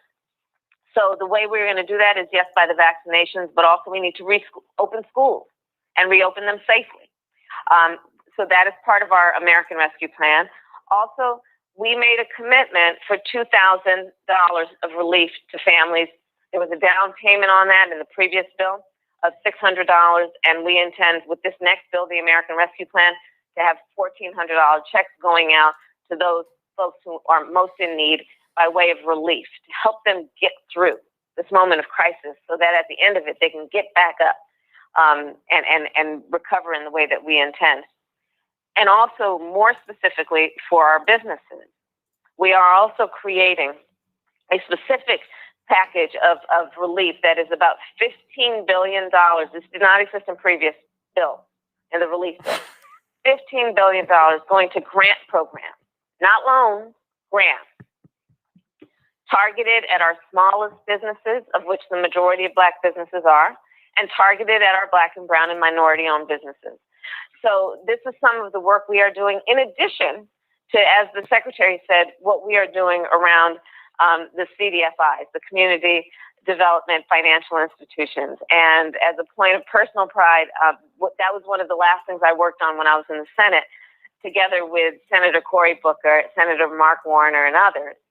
And the idea is basically to put more capital, to infuse more resources into our community banks, knowing that those are the ones that have the relationships with our businesses and are best equipped to support them, not only by way of grants and loans, but also by way of helping them grow their businesses, helping and surrounding them with the infrastructure of skills and resources they need to sustain a business. So these are some of the areas of focus. This right here, Michael, is where, again, targeted efforts need to be made, unlike where you had the Trump folks, who was all about big business and helping those who already got money. Well, not only was it all about big business and helping those that already have money, it was also removing the inspector general who watched over how the money was distributed. Okay. And then we found out that you had like some Trump-related businesses or something like that got money as well from the first round of the, I think it was the first round of the stimulus bill. So this is extremely good. I'm glad Madam Vice President Kamala Harris had this meeting along with Janet Yellen. And once again, this is an example of how politics is the legal distribution of scarce wealth, power, and resources, and the writing of laws, statutes, ordinances, amendments, and treaties, their adoption, interpretation, and enforcement. It's important for us to go back and look at the article from Forbes.com from April of 2020. So it is 41% Friday. of Black-owned businesses had gone out of business because of the COVID economy as of April 2020. Now it's probably at least 50%. So what we just saw is an example of how elections have consequences and African Americans voting their interests. So we have to follow through on this. But what I just saw, that's a good start. I keep saying, you should follow the money, follow the money, follow the money. All right, pause it there, At the end of the day. Pause it there. All right. Okay, so 2 articles I want to go to. So I talked about this on our Friday show. Go back and listen to our February 5th show because I had more time. I went more in depth into it. But this is an example, once again, of how elections have consequences and understanding how politics and policies and laws shape the economy that your African-American owned business depends upon to operate and thrive. If we look at the unemployment numbers that came out Friday, okay, it was like 49,000 jobs created, which is showing the anemic recovery. But for December, the December jobs report, it was like 227,000 jobs lost. All right. If we look at this article here quickly from NBC News, go read this and then go to BLS.gov, which is the Bureau of Labor Statistics, and read the full unemployment report there. So the jobs numbers come out the first Friday of each month. And then the unemployment report, which deals with how many people filed for unemployment the previous week, that comes out every Thursday about 8:30 a.m. We look at this article from NBC News, and we talked about this on my Friday show. Economy lost 140,000 jobs last month, and finally, okay, that's not the one I want. I want the one from, this is the one I want right here. We talked about that one also. I want the one dealing with the jobs report that came out Friday. This is the January 2021 jobs report, this one right here. This is from NBC News. U.S. economy added just 49,000 jobs in January, signaling ongoing fragility of labor market. Okay. Well, when you read this article here, in most of our businesses, whether African American or white business, most of our businesses operate based upon the premise that customers have money to spend with us in our businesses so we can stay in business. So in 2016, when people were saying, you know, we don't need to vote, we just need to do economic empowerment, invest in the stock market, I said that's good, but you also need to elect a president whose policies are going to protect the economy that your Black-owned business depends upon to survive. So a lot of our businesses operate based upon the premise that people have money to spend with us. Well, when you have 18 million people who are unemployed, nearly 18 million Americans continue to receive unemployment benefits of some kind. Okay. And we know that as of April 2020, 41% of African American owned businesses have gone out of business. That's April 2020. You read the article from Forbes.com. And it's probably at least 50% now. Okay, so all of this is connected. This is why the $1.9 trillion American Rescue Plan is so important, not just for individuals, not just for African Americans individuals, not just dealing with employment, but also the impact it will have on African American businesses as well. Now, in 2016, there were 4 million African American owned businesses. In 2016, it's probably down to 2 million now. Read this article from Forbes.com. The COVID-19 crisis has wiped out nearly half of Black small businesses. This is from Forbes.com. Now, I taught entrepreneurship for 7 years. I got a whole background in business. My degree's in business administration. Okay. So this is the type of stuff I lived and breathed for years. I've been studying African history for about 28 years. But when I was at Wayne State University in the business school, I was also studying African history and culture at the same time. The COVID-19 crisis has wiped out nearly half of Black small businesses. Read this article. This article is from August 10th, 2020. It's even worse now. It's even worse now. Okay. And one of the things that's important to understand, because I know a lot of people say we're going to do like the Asians and just build businesses because they think Asians don't vote, which is not true. Asians do vote. And if you go to NBCnews.com and type in Asian American, they got a whole Asian American platform with articles dealing with the Asian American community. I read them. And it dealt with Asians voting in the 2020 election and the midterm election, 2018, things like that. So our history is different than Asians. We voted a higher percentage because our history is different. So when you talk about Asian Americans, you're talking about people who come from at least 20 different countries, speak different languages, have different cultures, and many of them come from countries where they couldn't vote. Some of them come from totalitarian countries or dictatorships where they could not vote. African Americans are a much more homogenous group than Asian Americans, even though African Americans are not a monolith. We are a much more homogenous group if you actually understand our history. In 1900, 90% of African Americans lived in the South. It wasn't because we liked the heat. It was a legacy of slavery. Black businesses experienced the most acute decline with a 41% drop. Latino or Latinx, some Latinos don't like that term. Latino business owners fell by 32%, and Asian business owners dropped by 26% because Asians were closing their businesses also. Okay, so go read this article. Now, if we go back and look at the one from thegrio.com, and April Ryan wrote a good article for the Grio that was picked up by Yahoo News, okay, dealing with this meeting with Black Chambers of Commerce. The administration is focused on the American Rescue Plan, ARP, American Rescue Plan provisions to include providing $15 billion in grants to the hardest hit small businesses. That includes African American owned businesses. Okay. Now, some people say, well, and I've dealt with this before, teaching entrepreneurship. Some African American owned businesses don't have the paperwork in order. Okay, well, if you want to get the money, you have to get your paperwork in order. 1, 2, you got to apply for the money. If you don't apply for the money, you can't complain about not getting money. You can't complain about not winning the lottery and you ain't buy a ticket. Let's just be honest. Okay. I know there's discrimination, racism, all that stuff, and the racism system of advantage and privilege is based upon race. But if you don't apply for the money, you can't sit back and complain you didn't get the money. I know there were problems with the PPP previously. Okay. And not enough money going to African American owned businesses. They're working on fixing that, but still, you still have to apply for the money. It's not like you just wake up in the morning and the money's in your bank account and you didn't have to do anything. But some people just want to complain. Okay, so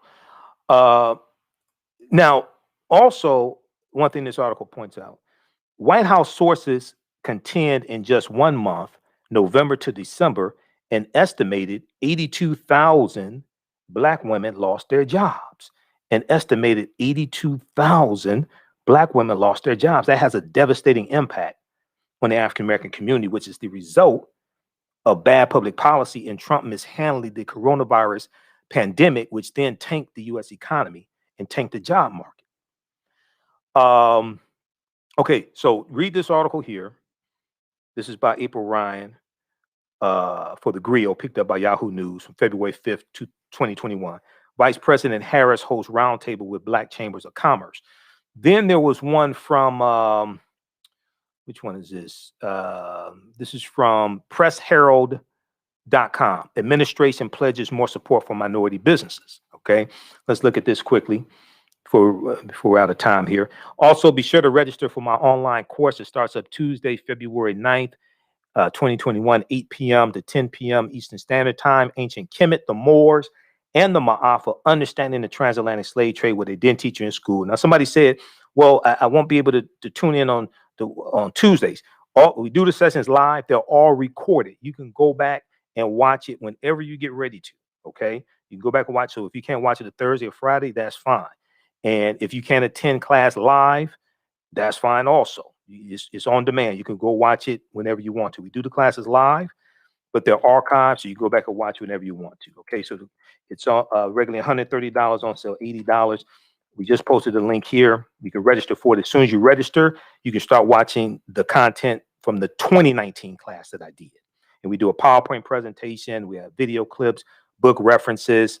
I talked to Sister Nubia Warford, who's a cultural anthropologist. She does archaeological digs in the Sudan. We're going to have her speak to the class also. So you don't want to miss this. Visit AfricanHistoryNetwork.com. It's right on the homepage. You can register there. Read this article from Press Herald.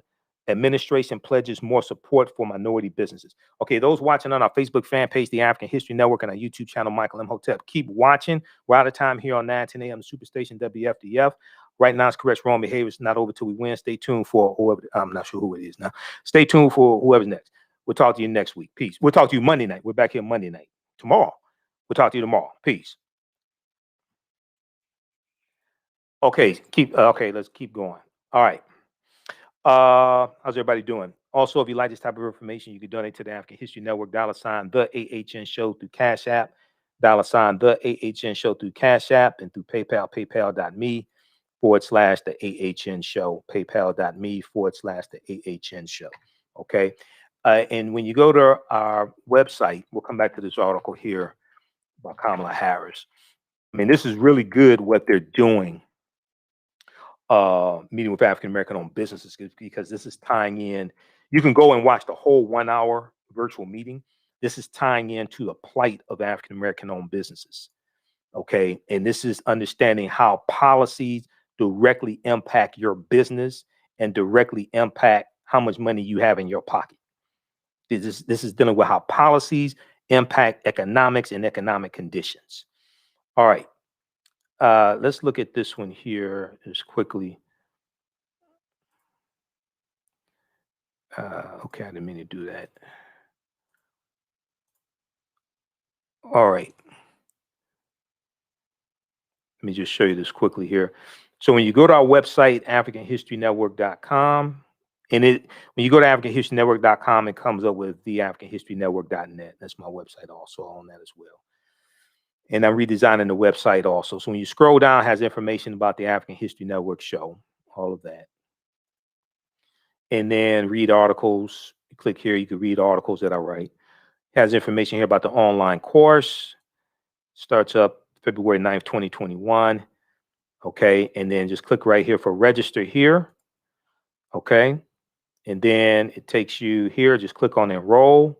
It's on sale $80, regular $130. Once you enroll, you can start watching the content from when I did the class in October 2019, because we have all that. We have that class still archived also. You can start watching that. And then I'll enroll you into the new course that starts up Tuesday. All right. Okay. Let's continue here. Let's go back to I want to go back to this article dealing with Kamala Harris. And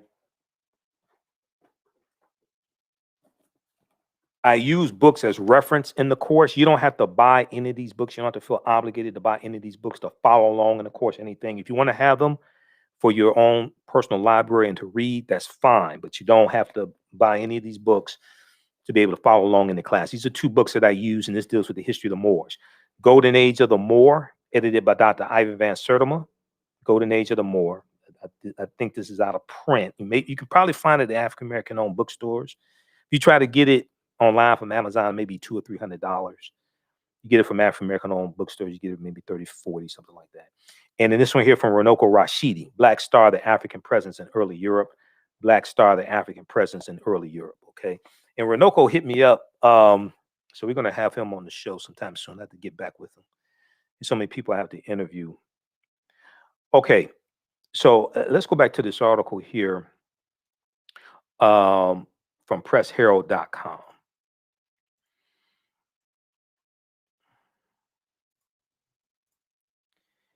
And let's see here.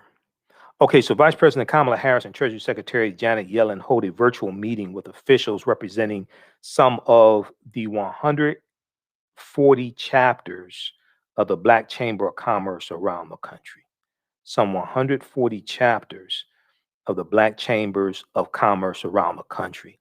So something else that's important to do for African American owned businesses is to join some type of Black Chamber of Commerce, because they have all types of resources and help for small businesses, especially African American owned businesses.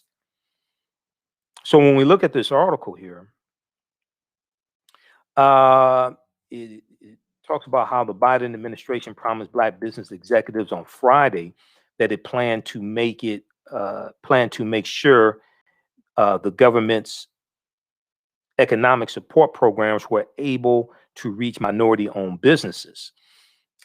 And let's see, Harris and Yellen spoke at a virtual meeting with officials representing some of the 140 chapters of the Black Chambers of Commerce around the country. The appearance was part of the administration's ongoing effort to win support for President Biden's $1.9 trillion coronavirus relief plan. Biden and Harris told executives that there would be an effort to simplify the application forms and to provide support, simplify the application forms and to provide support for businesses trying to access the loans being administered by the Small Business Administration and the Treasury Department.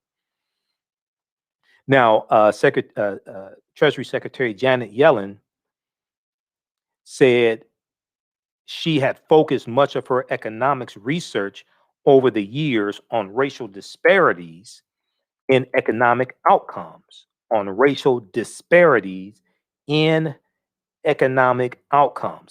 She said when she began her studies around 1963, the average Black family had roughly 15% of the household wealth of the average white family. Okay, in 1963. The average African American family had roughly 15% of the household wealth of the average white family, and this difference was essentially unchanged more than half a century later. She said that the rate of unemployment among African Americans was twice the unemployment rate among white Americans in the early 1960s, and that rate has remained steady over the last half century as well. Now, Treasury Secretary Janet Yellen said the country was set back by the 2008 financial crisis and the long, slow recovery of the economic downturn, with Black unemployment peaking at almost 17% compared to a high of 9.2% for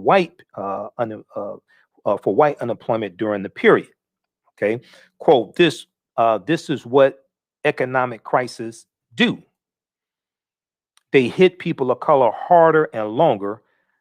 I am worried that the current crisis will do that again unless action is taken. Now, Vice President Kamala Harris said the administration is determined to improve the Paycheck Protection Program with a high priority on providing more assistance for small businesses seeking the loans. Treasury Secretary Janet Yellen said the administration believes it has learned lessons from the failures exposed during the first round of paycheck loans. She said President Joe Biden, she said the Biden administration was taking steps to make sure that businesses left out of the first round of loan applications would receive support in the next round of applications. Okay, so read the rest of this article here.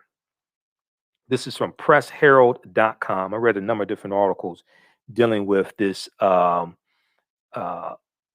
virtual meeting that took place. Okay. Administration pledges more support for minority businesses. All right. So check out that article. And now some people may say, well, why they say minority businesses? Why they have a pot of money for minorities? The question my response to that, as somebody who has managed two African American companies that had government contracts with the city of Detroit, county of Wayne, and the state of Michigan, and who helped these companies get contracts and renew our certifications to become certified vendors of Wayne County, the county of Wayne, which is the county that Detroit is in, because we had contracts with the county. The question I would ask is, why aren't we focused on being the majority of the quote unquote minorities applying and getting the money? If the money is there, other people are going to focus on getting the money. Why wouldn't we focus on being the majority of the quote unquote minorities who apply and get the money? I mean, that's just how I think. As somebody who's like actually managed a business and we won government contracts, and I've been up 2-3 o'clock in the morning putting together bid packages on the phone with the owner of the company, and then we got to submit it. We have to submit the bid package, in the morning, and we got to submit it along with because sometimes when you bid on contracts, see, we had to, I remember a couple contracts, we had to submit a $10,000 good faith certified check to knock out the lowball bidders.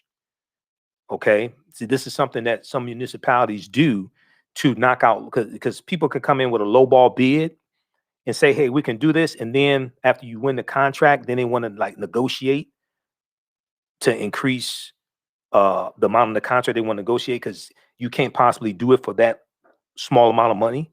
So to knock out people like that, a lot of times counties or cities, they'll require you to put up a certified check for a certain amount of money. And that eliminates a lot of lowball bidders. So because I've had to deliver the check. Okay. So I understand that. All right. Next story. How's everybody doing? Let's see here. Okay, we have Ronnie, we have Greg, and who else we have here? Everybody share this broadcast on your social media platforms. Invite your friends to tune in. Also, Toya said we have to learn grant writing. That's true. We have to learn grant writing, but also learn. Okay, well, when you say grant writing, I think you mean learning how to apply and get grants. I think that's what you're calling. That's what you're referring to. So everybody share this broadcast on your social media platforms. Invite your friends to tune in also. There's on PBS, there is a documentary that's going to be shown dealing with Black Wall Street in Tulsa, Oklahoma. Okay. And we're not going to have a lot of time to get to this, but I want to let you all know about this so you can check this out. I was reading the article from TulsaWorld.com, and I printed out this article. It's 33 pages. Need to buy a new color ink cartridge. It's going out on me. But it's a fascinating article here dealing with Black Wall Street. And I've done lectures dealing with the history of Black Wall Street in Tulsa, Oklahoma. And we're coming up on the 100th anniversary of the attack on Black Wall Street, the North Tulsa district of Tulsa, where African Americans lived and where a business district was, and it began at the intersection of Greenwood, Archer, and Pine. This is where it's believed the Gap Band gets their name from, GAP, Gap, because they're from Tulsa, Oklahoma as well. So there's an article from Tulsa World, PBS to rebroadcast 1913 documentary. 1913 documentary about Black Wall Street on Monday. So they're going to broadcast this on Monday, February 8th, 2021. Monday, February 8th, 2021. And the film is produced by Sam Pollard and Joyce Vaughn. Sam Pollard and Joyce Vaughn. It was written by Tulsa native Carmen Fields, who is a journalist and media consultant now based in Boston. Okay, so the name of this article, name of this, is going to be on American Experience. And it's from originally 1993. But I think they're showing this for African American History Month. And also we're coming up on the 100th year anniversary of the Tulsa Massacre. Let's look at this here. So check out this article. This is originally from February 7th. Well, it was updated February 7th, 2021. It's originally from January 10th, 2021. In 1993, the PBS series American Experience aired Going Back to T-Town, going back to T-Town, referring to Tulsa, which was an hour-long documentary that gave an overview to the rise, destruction, and resurrection of the North Tulsa neighborhood that had earned the title America's Black Wall Street, America's Black Wall Street. As the 100th anniversary of the 1921 Tulsa Race Massacre approaches, American Experience will rebroadcast the documentary at 8 p.m. February 8th on most PBS stations. The film, produced by Sam Pollard and Joyce Vaughn, was written by Tulsa native Carmen Fields, a journalist and media consultant now based in Boston, Massachusetts. Actor Ozzie Davis is the film's narrator. Now, Cameo George, executive producer of American Experience, said in a statement, Going Back to T-Town is a film that was made for the series nearly 30 years ago, and yet it remains shockingly relevant today. Being able to pull this film out of the vault for rebroadcast is a special opportunity and a reminder of the unique legacy of the series. Now, when the film Going Back to T-Town premiered in 1993, the Tulsa World's review called it a slick and intelligent piece of documentary filmmaking that should intrigue longtime Greenwood aficionados and newcomers to the story alike. Now, that story includes pointing out that the true legacy of Greenwood was not the destruction visited upon the community in 1921, but how it managed to thrive before and after the massacre. Okay. Now, one of the books, like I said, this I printed out this article, and I'm going through reading the full thing now. This article is 33 pages. Okay. And it's a lot of history. A lot of this history I know because one of the sources they cite here, I read the book, and I've done a 2.5-hour lecture dealing with the history of Black Wall Street. But this is, this is page 32 right here. This is a book that I printed up. Okay. But one of the best books dealing with the history of Black Wall Street is by Hannibal B. Johnson. And that's this book here.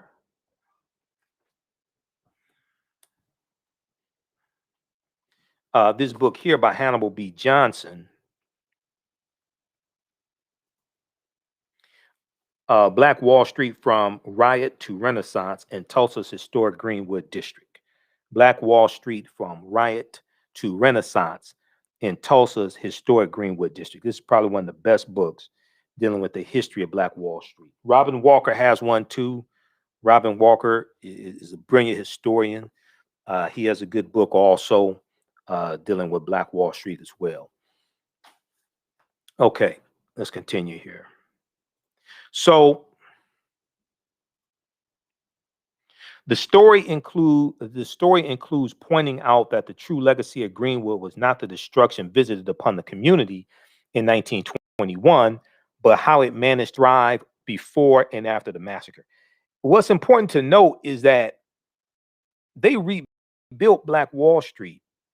They rebuilt North Tulsa after the race massacre, after the race riot, and they rebuilt it with their own dollars because they did not get government help. And the insurance companies, most of the insurance claims for the businesses that were destroyed, the insurance companies didn't pay out on those claims. So we rebuilt Black Wall Street with our own dollars and had another thriving African-American owned business district. A lot of people don't know that history after the 1921 race riot. They think race massacre. They think Black Wall Street was just burnt to the ground and that was it. No, that's not true. We rebuilt it with our own dollars.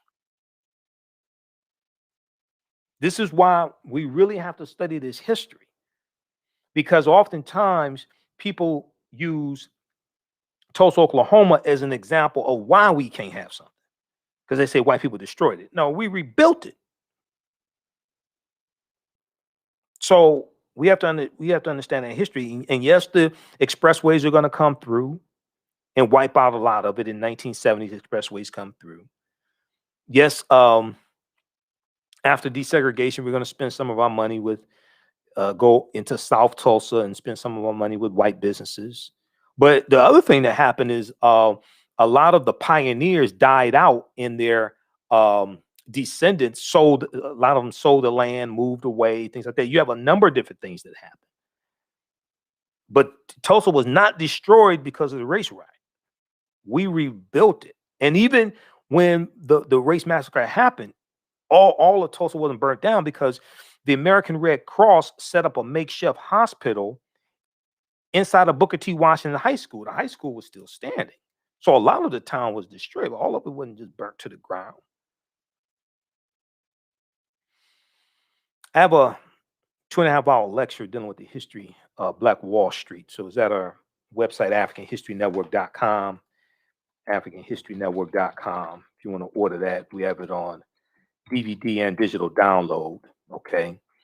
Also at our website, AfricanHistoryNetwork.com, because of African American History Month, we have a 15 DVD bundle pack. The Michael Imhotep 15 DVD bundle pack. It includes 15 of my lectures. We're shipping out a lot of these orders this week. Includes 15 of my lectures. And if you, on the homepage, you scroll down right below the information for the online class, we have this, the 15 DVD bundle pack. Okay, includes 15 of my lectures. It's on sale $100, and it includes lectures dealing with the history of Black Walls, the film Black Panther, history of Black History Month, and Dr. Carter G. Woodson, all different types of things like that. Okay, it's a 15 DVD bundle pack. And we also have that available on digital download as well.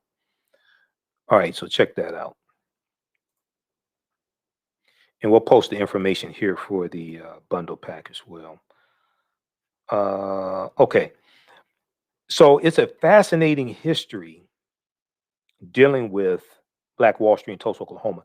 So what we'll do on either our Monday or Tuesday show, because I'm going to watch it also Monday, we'll talk about it on our show either Monday night or Tuesday night. If we're on Monday through Friday, 11 p.m. to 12 midnight Eastern Standard Time. The African History Network show, and we're here Sundays, 9 p.m. to 11 p.m. Eastern Standard Time also. So when you buy our DVD lectures or sign up for an online class or you donate to the African History Network, that helps us to keep doing all this and doing the research and making a time commitment to be here and do research for all these shows. Okay, Now, as the Tulsa World's review states of the documentary, the 1993 documentary, Greenwood had been founded before statehood, and the residents dug in and refused to be crushed by the oppressive Jim Crow laws, which the new legislators passed among their first orders of business. Now, Tulsa, Oklahoma was founded by Creek Indians. Tulsa, Oklahoma was founded by Creek Indians around 1834, 1836. The Choctaw, Chickasaw, Creek, Cherokee, and Seminole Indians all owned African slaves. And when they get pushed off their land in southeastern United States because of the Indian Removal Act, signed into law in 1830 by President Andrew Jackson, which was Donald Trump's favorite president. What are known as the 5 civilized tribes of Native Americans, they all go out west on what's known as the Trail of Tears, the Choctaw, Chickasaw, Creek, Cherokee, and Seminole Indians. Okay, and they take their African slaves with them. So about a third of the people on the Trail of Tears were African people. There was an article from Smithsonian Mag, and I've got so many articles. I'm trying to I got some articles I got to throw out. I literally have thousands of articles printed. There was an article from, is this one right here? Okay, this is one of them. This is from SmithsonianMag.com, official website of the Smithsonian Institute. You got this article here, how Native American slaveholders complicate the Trail of Tears narrative. How Native American slaveholders complicate the Trail of Tears narrative. The new exhibition, Americans at the National Museum, the new exhibition called Americans at the National Museum of the American Indian, prompts a deeper dive for historic truths. And it talks about the Trail of Tears. When you think of the Trail of Tears, you likely imagine a long procession of suffering Cherokee Indians forced westward by a villainous Andrew Jackson. Perhaps you envision unscrupulous white slaveholders whose interest in growing a plantation economy underlay the decision to expel the Cherokee, flooding in to take their place east of the Mississippi River. What you probably don't picture are Cherokee slaveholders, foremost among them Cherokee Chief John Ross, R-O-S-S. What you probably don't picture are the numerous African American slaves, Cherokee owned, who made the brutal march themselves or else were shipped en masse to what is now Oklahoma, aboard cramped boats by their wealthy Indian masters. And what you may not know is that the federal policy of Indian removal, which ranged far beyond the Trail of Tears and the Cherokee, was not simply the vindictive scheme of Andrew Jackson, but rather a popularly endorsed, congressionally sanctioned campaign spanning the administrations of 9 separate presidents. This is dealing with this. So the Trail of Tears is the culmination of all of this. These uncomfortable complications in the narrative were brought to the forefront at a recent event held at the National Museum of the American Indian, titled Finding Common Ground. The symposium, Finding Common Ground. The symposium offered a deep dive into the intersectional African American and Native American history. And a lot of us have, especially those of us that have roots in the South, a lot of us have Native American ancestry. I'm one of them because my mother's family is from Tennessee, and we had Cherokee and Blackfoot on my mother's side of the family. My great grandmother on my mother's side of the family was Blackfoot Indian, and her husband was Cherokee and Irish. And you're talking about Tennessee. So there's a deep, deep history here. See, we just think, you know, a lot of times when we think of African American ancestry, we just think of slaves. But we don't think of these African people who were enslaved. What was their ancestry? And we don't really look at the history of Africans and Native Americans intermixing. And then the other thing is that gets totally lost in the conversation. And this is something that Dr. David Imhotep deals with in the book, The First Americans Were Africans, Documented Evidence. He talks about, right around page 67, how Captain John Smith said he was captured by a group of Black Indians. Captain John Smith in 1607 in Virginia said he was captured by a group of Black Indians. And one of the things that takes place is that there are already African groups of Africans here in this land when European invaders or settlers, however you want to phrase it, come here, like in Virginia in 1607. A lot of the groups of Africans get reclassified as Native Americans. And this is one of the ways our population was absorbed. So if you don't know, if you don't understand that history, you don't know what happened to the populations. A lot of them get reclassified as Native Americans, but these were Africans. But then when you deal with the history of Native Americans, and we're going to make this long story extremely short because we've already gone past 2 hours, the people who we call Native Americans, the various Native American tribes, according to the U.S. Bureau of Indian Affairs, are about 566, 567 federally recognized tribal nations dealing with Native Americans. These are the offspring of an intermixing of Africans and Asians. Africans being here going back at least 51,700 years ago to Khoisan. And you're going to have you have a big presence of ancient Kemet, ancient Egypt here in the U.S. We'll talk about this in the class.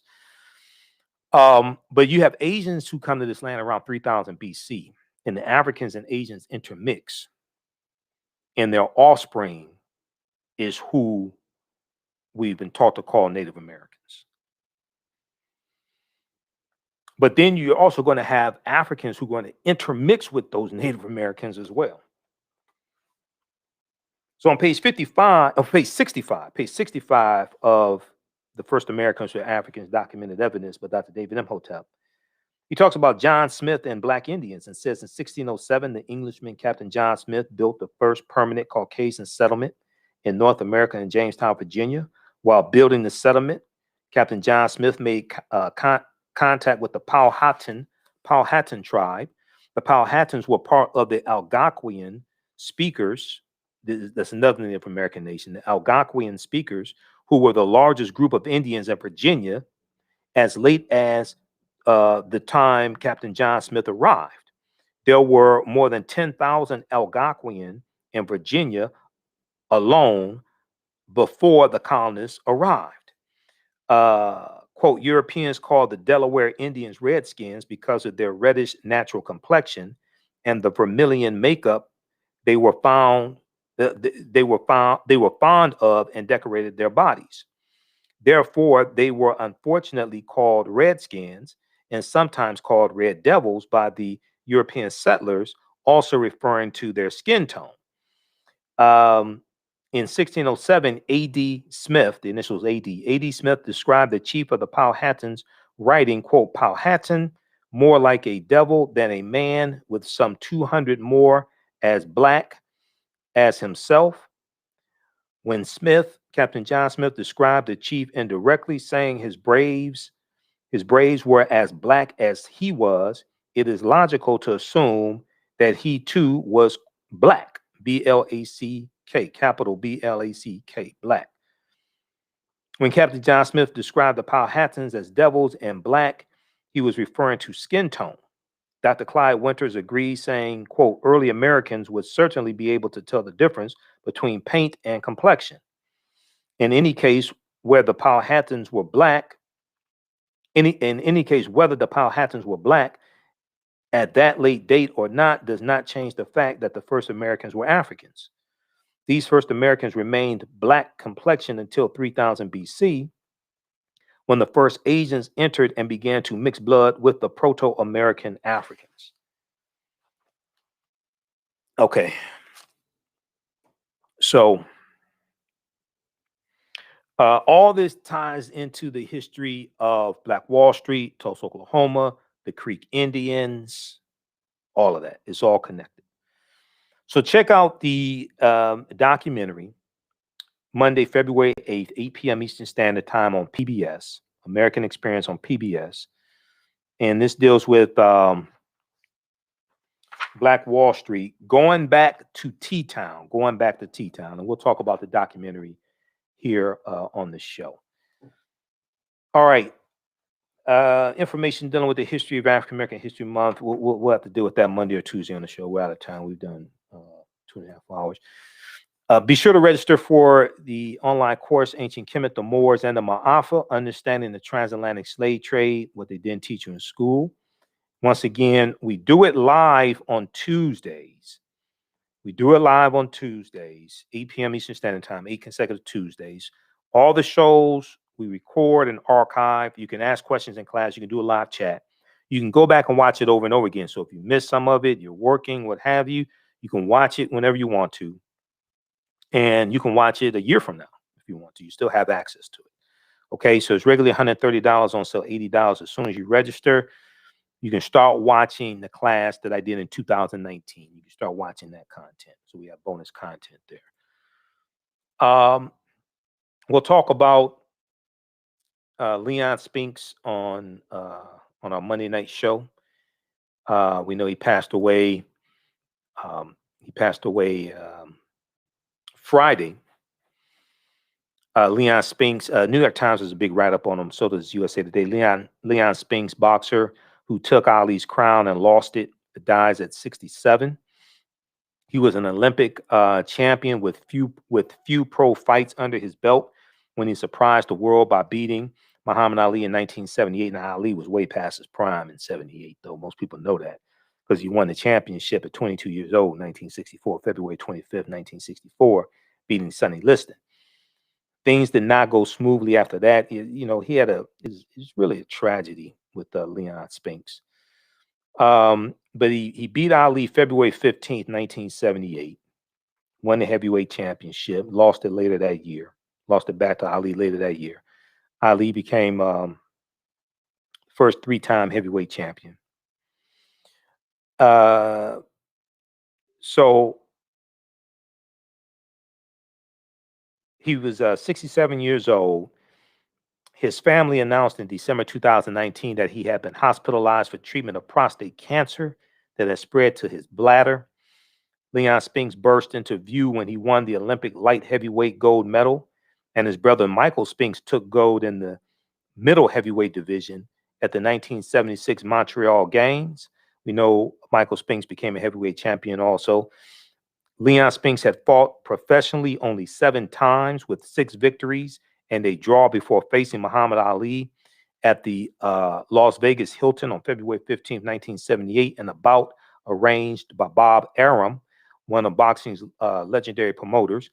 Ali held the World Boxing Association and World Boxing Council titles, but at 36, though an overwhelming betting favorite, he was past his prime. He weighed in at 224 pounds to Spinks 197. Spinks was a hard charging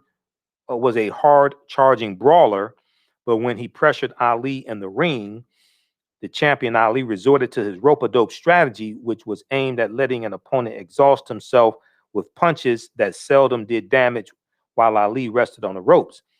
The Spinks corner had a strategy of its own aimed at weakening Ali.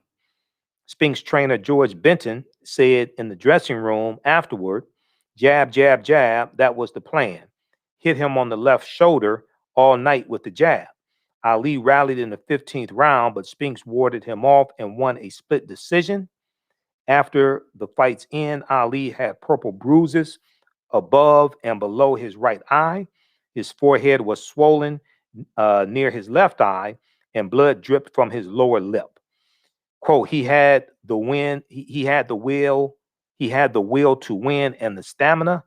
Ali said he hit pretty hard. Okay, so we'll talk some more about Leon Spinks on probably Monday or Tuesday, and we'll talk about the documentary as well on Black Wall Street. Okay. All right. African American business owners, post name your business here on the thread of the broadcast and email us at customerservice@africanhistorynetwork.com. Customerservice@africanhistorynetwork.com. We'll let you know how you can advertise with the African History Network. We have probably 3 more advertising slots available. Current promotion: buy 1 month, get 1 month free.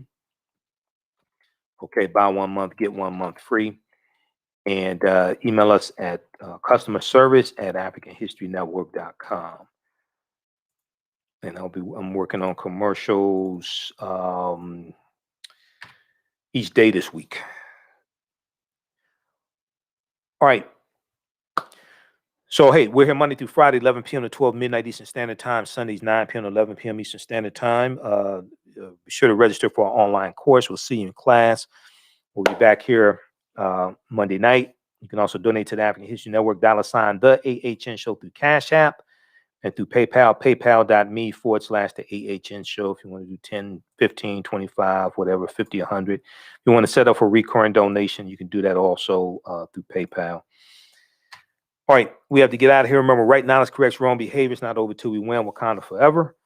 We'll talk to you Monday, and we'll do some birthday acknowledgments also, because it was Bob Marley's birthday, November 6th. It was Bob Marley, and past couple of days we had Natalie Cole, and so we'll deal with birthday shout outs and acknowledgments also. All right, talk to y'all later. Peace.